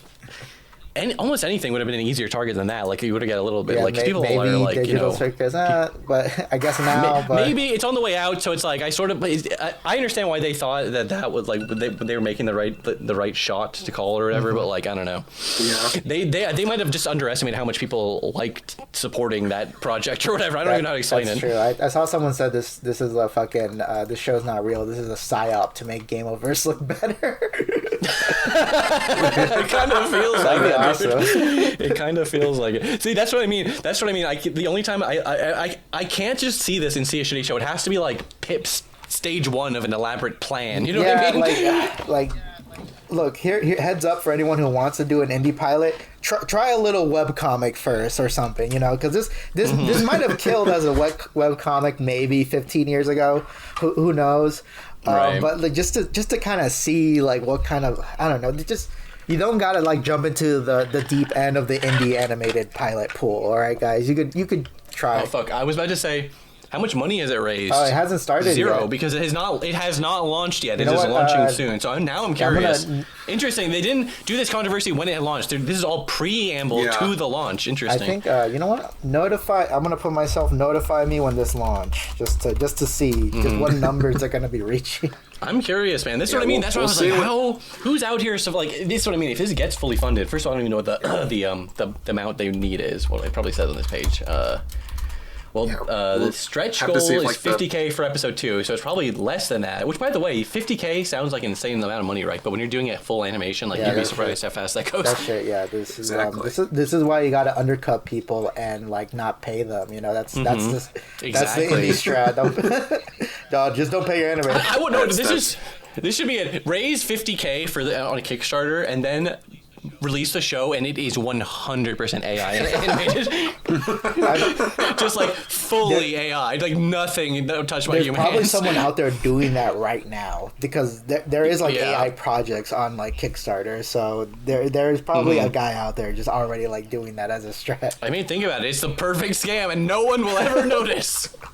No, because AI just keeps getting better. Hey, if you keep the art style simple enough, the AI can do it shitty enough that it'll look like a real shitty human made it. You could, do Chimptopia. Maybe Homelander could show up, or Omni-Man. You know, anyone really. Like if you want, like this out. Hey, just have Jerry Seinfeld's Cartman, South Park, Charlie Smiling. Just have them all there. You know, it'd be the ultimate show. That'd be the greatest bit. We're doing our new show called Chimptopia, and then 2 minutes in the pilot, fucking Charlie and Pim show up, and they spend the whole episode trying to make him smile. It's the same logic of when you're channel surfing and you watch a show for a second, then you click to watch something else. They incorporate that in the show where it's like, oh, are you bored of these guys? Well, don't worry, Charlie Smiling Friends is going to show up. Just the characters from shows you give a shit about will show up, and then you could be entertained by them. You know, they incorporate that in the show. They're thinking like 2 steps ahead of you. You know, I feel like this is going to end. Like, the pilot's going to end, and then it's like there's gonna be a Pibby glitch, and Pibby's gonna turn to the camera and be like, "You thought it was gone. This is Pibby episode 1." This might be the modern Infinite Jest. You know, David Foster Wallace would love this. If as long as it goes on for 1,000 episodes, I think that would be fair. Imagine this is like that Louis C.K. bit about if you had like $1 million, he'd make a show. He'll make a store called shit ass pet fuckers would be the name of the store. where you bring your pet and we fuck them, and the thing is like no one will show up, but he has enough money to fund these stores right next to every Starbucks in the country, and people would be like, what the fuck? Why is that there? Who's going to these places? This is what I mean. I don't understand how there's so many billionaires in the world. I know there's not one single funny millionaire who's like doing shit like that. That's true. Like Ted Turner was like the not last even one. Okay, not even. I'm not saying all of them. Well, of course, if you're the kind of person to be a billionaire, you're not like, "Ooh, I'm gonna waste my money on fun stuff." You're like, "Oh, I'm gonna be a psycho hoarding freak." Like, come on, not one of them. Not like one of them died and they left all their money to their stupid like art school son or whatever, and he's gonna go crazy with it or something. It's fucked up how you expect billionaires you expect people to be like Kaiba, who spends their whole time just on the children's cards game. He knew what to do. He was having fun. He was, and he could, and everyone's thinking, well, why didn't he just? He's following his dreams. Why didn't he just buy the rights to the game or something? He's like, no, that's a step too far. He just wants to be good at the game. He doesn't want to own it. Yeah, that's cheating. Even he knew exactly. that. This was not fun. It's not fun at that point. Right, exactly. But that type of, I guess, because if you're a billionaire, your mind's already cooked at that point, I guess, you know? So none of them think about doing that. But maybe that's what's going to happen in Chimptopia. Maybe the whole point is that if the Kickstarter fails, they still release the pilot like the day after it fails, just to fuck with people. Because I would fucking do that. Yeah. The fully. That's what I mean, dude. I can only conceptualize this as part of a scam, where it's like, this is a fully done pilot. So that's like, let's just get as much moolah as we can, pretend that we need it to finish it. I'm gonna do that for. And it's like, who's gonna know? Who's gonna audit us and figure that out? Right. Like, are people really gonna put like maybe one YouTuber maybe will make a fucking video about it? But... Okay, here's the next step: is they're funding the YouTuber who does the expose, because they know that'll get even more attention on them. It's all part of the conspiracy. another YouTube like video talking about the rabbit hole of Chimptopia and how deep it goes, and it has it. It actually, the Chimptopia rabbit hole actually dates all the way back to a podcast appearance by Cybershell, where they fully cracked the case on Chimptopia. And they just by joking about it. They try to pull up to what was his name, Robert's house, and then the police show up and they're like, "You can't be here, you're trespassing," and the cops are in on it too. This is just like the Lego scandal. It's all over it. I'm out there standing outside Robert's house with a gun. He comes out. I'm like putting his face. He's like, "You got to put Sally Acorn in your fucking cartoon, or I'm gonna fucking kill you, dude." He calls the cops. You get thrown in prison. You have to run away to Mexico. So much. It goes deep. Exactly. I was like, hey, dude, yeah, like all this drama is like sometimes when drama like fires back on you, that's good. Okay, do you understand? Do you think people care about Reckless Ben's Lego shit if he didn't get arrested? No, they don't care about injustice or any of that. They only want awesome, clickable headlines. They want the big moments. You know what I mean? It's all just laying it out. This is what I mean. This is all WWE scripted content by the Illuminati, so they can be produced into an amazing Netflix documentary about this whole situation in 2 years from now. I want Rubber Ross to retaliate back. Like he should. I was tempted to draw this. Maybe I'll wait. Maybe if the Kickstarter fails, I'll draw a picture of like Kit. After she's killing these guys. Like they're blindfolded and she's been fucking like shooting the back of their heads blindfolded. Just execution Oh my god. Yeah, just to, like don't mess with Put the it out of their Ross. misery. Exactly. You come with the king. You best not miss. Exactly. Rubber Ross sends his regards. Perfect. And then he hires me for Gameoverse episode 2. He's like, "Oh, that was pretty cool." Yes, he sees the fan art, dude. That is the funny thing about this modern stuff. Like, there's literally people who did get jobs on like Smiling Friends because they did like Smiling Friends, like fucking fan art or fan animations and shit, which is crazy. That'll be it. Yeah. You're like, fucking Rubber Ross sends his regards and then fucking Chimptopia's over here funded by the fucking pro Jared Mafia over here, or whatever going on. That's it. All goes back. That's the secret kind of like Cold War between Rubber Ross and Pro Jared. So, I mean, yeah, it's literally like the Big Boss fucking versus Major Zero, like secret backstory with like fucking over the Philosopher's Legacy, which is fucking, I don't know, Monty's idea of what if you made a show about a guy in a game or something. I don't know. And there's like a Monty clone like running around. Exactly. Yeah, they collect 3 little Monty clones. They separate them up to work on different shows. One of them got sent over to Chimptopia somehow, and that was like the defect. It's all fucking That's all. Yeah, Chimptopia. Robert, I'm free. You can check my resume. Look up Know Your Memes. Type in Cheesymanfredo. How is this real? Okay, this guy's name is Robert Pagliaro. His name literally has liar in it. This can't be real, project. This gotta be Robert. Look me up. Know Your Meme. Look up Cheesymanfredo. I'm mentioned on 4 different Know Your Meme articles. Yes, dude. I mentioned on like 2 different pages, or at least 2 or 3. You're probably mentioned on more. No. Yeah, I think I'm on. My crowning achievement was I was the guy who started that. Look, Pim, I don't think we're gonna be able to help this guy meme. Wow. That was you? Oh, hell yeah. I drew a meme for that. I did. I posted the first one of that, and I posted the green screen, so 1 million people posted them right after I did that, or the transparent PNG. Oh wow, just on 4. I'm surprised. You're just on 4 articles. That's it. That's crazy. I thought you'd be on more by now. Yeah, well, I mean, being a Sonic YouTuber is not really a meme. I guess it's more of a way of life. It's a way of life. Yeah, exactly. Yeah, exactly. That's so crazy. All right, well, I think we're all chimped out from. Yeah, we covered a lot of ground topics. Yeah, today. Absolutely, a lot of important topics. Exactly. Scrolling up, it's like Chimptopia. There's fucking Tony Soprano and SpongeBob. We're all connected, really, like culturally. Chimptopia. Hey, it was mostly coherent conversation where one topic mostly flowed into the next. I had a thing too where I'll like have a really good cogent point and then someone will say something and I'll just completely forget it and then the whole subject of the conversation will completely pivot to some of the bullshit. That's me talking to you, dude. This whole podcast. No, but that's fine. Okay, this is what I mean. I literally need to keep like a little notepad to like jot down my ideas as podcasts are happening because otherwise it's hard to keep track of all the shit you want to say. Let alone if you already have a separate list of like subject topic ideas, which is just nice to have to keep the conversation moving along. Larry David strap, but I'm like he didn't invent carrying a notepad around. That's just thing people do.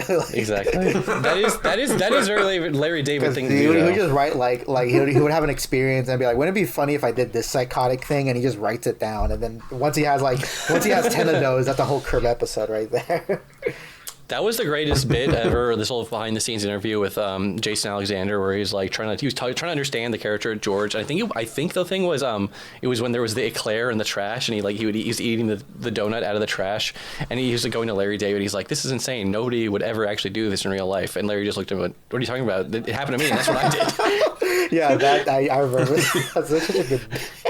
No, but I did that.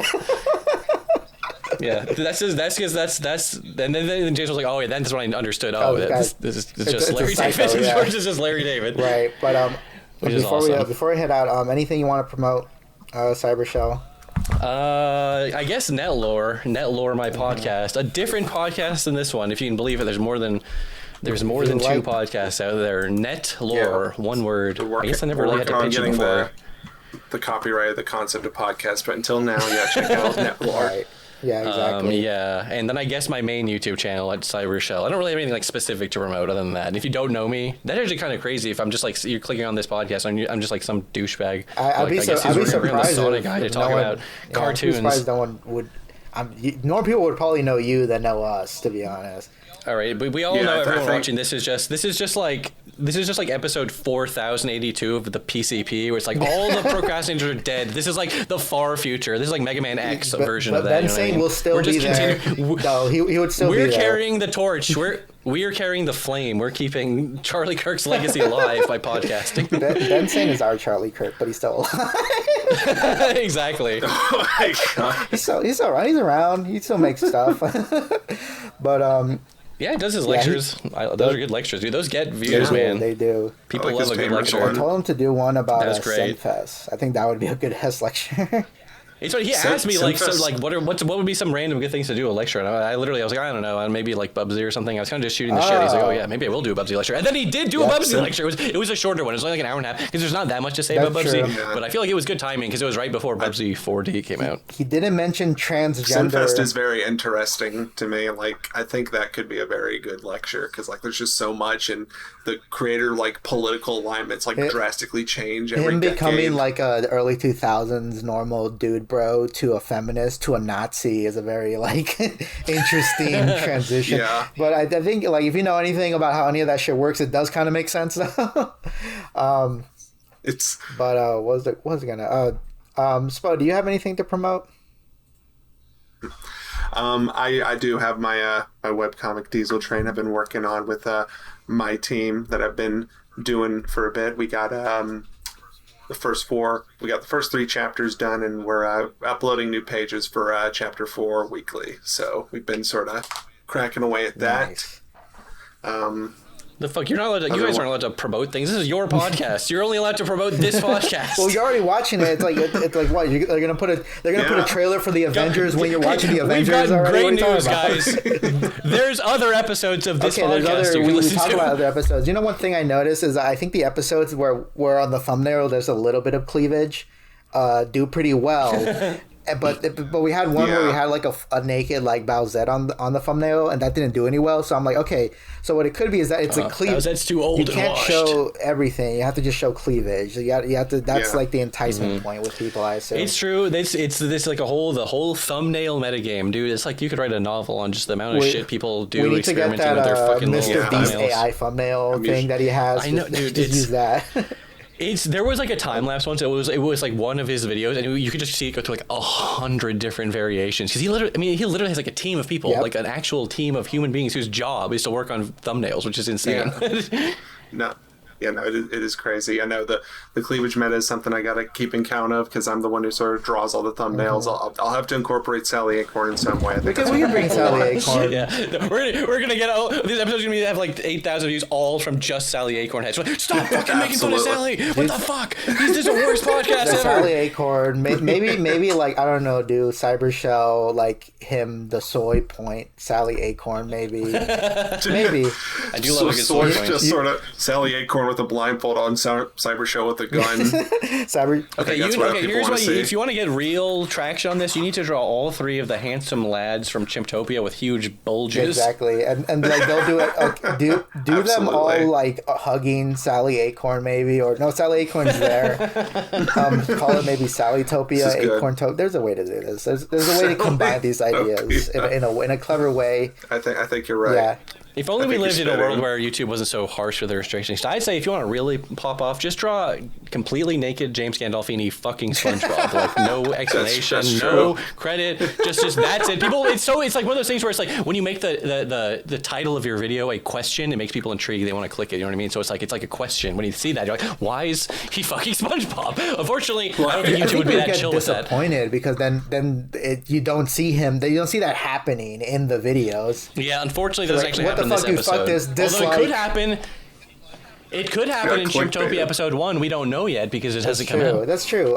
Exactly. But, we have faith in Chimptopia, and we have faith in the Chimptopia project. We love Chimptopia. I'm curious. I got to see how this Chimptopia crap plays out. I mean, I'm going to be there on day one. We will be getting voice roles. We'll be donating $2,000. We will get. This is gonna be one of those things where it's like 6 months from now, like Chimptopia is gonna be completely deleted from people's memory holes or whatever. Yeah, I mean, it's gonna be gone. It's just gonna be like nobody's gonna. People are gonna remember this controversy. It's like Chimptopia. What the fuck are you talking about? Moved on. But look it up. It was a real Kickstarter page. I don't know if it became a real cartoon yet, but it was a real Kickstarter page. We'll be moving on to newer, better indie projects. Loki RL episode 2 comes out. Oh, we gotta talk about that. RL episode 2. Episode 2. Okay, absolutely. What do I got to promote? I'm still trying to reach my goal to bring back my old webcomic, My Alien Girlfriend. Doing that. Yeah. What else am I doing? I think that's it for right now. Do we want to get 1,000 subscribers? If this episode doesn't get us 1,000 subscribers, we won't bring back Cybershell. Yeah, I'm gonna put Boiled Alive. Put one of those brass bowls or whatever. Yeah, he's gonna brazen bowl. Yeah. The guy who invented that got fucking killed in one of those. This is what I mean. Like, if you're ever a guy who's out there like inventing like a new kind of like killing technology for war crimes or whatever, or like torture shit, it's like you gotta be don't invent anything you wouldn't really be that comfortable using on you. I had his. They knew he was a freak, and they were like, we don't want that freak energy here, so they put him inside the brazen bowl to get rid of him. I hope he had at least a good chuckle when he was in there thinking about the irony of the situation. This is really funny as he gets boiled alive. That's so cool. That's so awesome for him. But yeah, trying to get to 1,000 subscribers. Tell your friends. Tell your friends. Watch the Cybershell episode. It's a real podcast. I was on it now, so it's a real podcast. Tell your coworkers. Tell your mom. Tell your dad. Tell your grandma. Tell everybody. Thank you guys for tuning in to Main Character Syndrome episode 58 or whatever. Exactly. we're the Fupa Fellas, the FF, like the Fupa Fellas, the Fupa Fellas, double F, FF. Freedom Fighters. The Freedom Fighters. Yeah. It's me, Spo, and Sally Acorn. We're all here.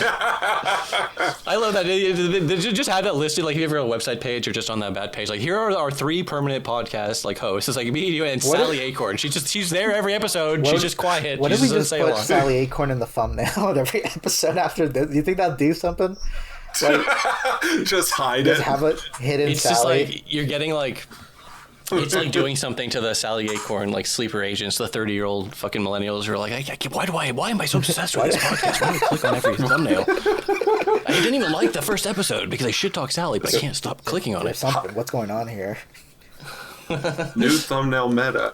Hide Sally Acorn. It will give you an extra 20 views. We want to turn all Sally Acorn fans into Chimptopia fans. That's the real. We're the Sally Acorn to the Chimptopia pipeline. That's us. This is the new thumbnail meta. It's not even about like cleavage or a question. It's just cramming in as many like MK Ultra like activation phrases and like pictographics as possible. And I definitely believe Sally Acorn is one of those. That would work with me. Like you put it like a Power Ranger on the thumbnail, I'll probably click on it. Like.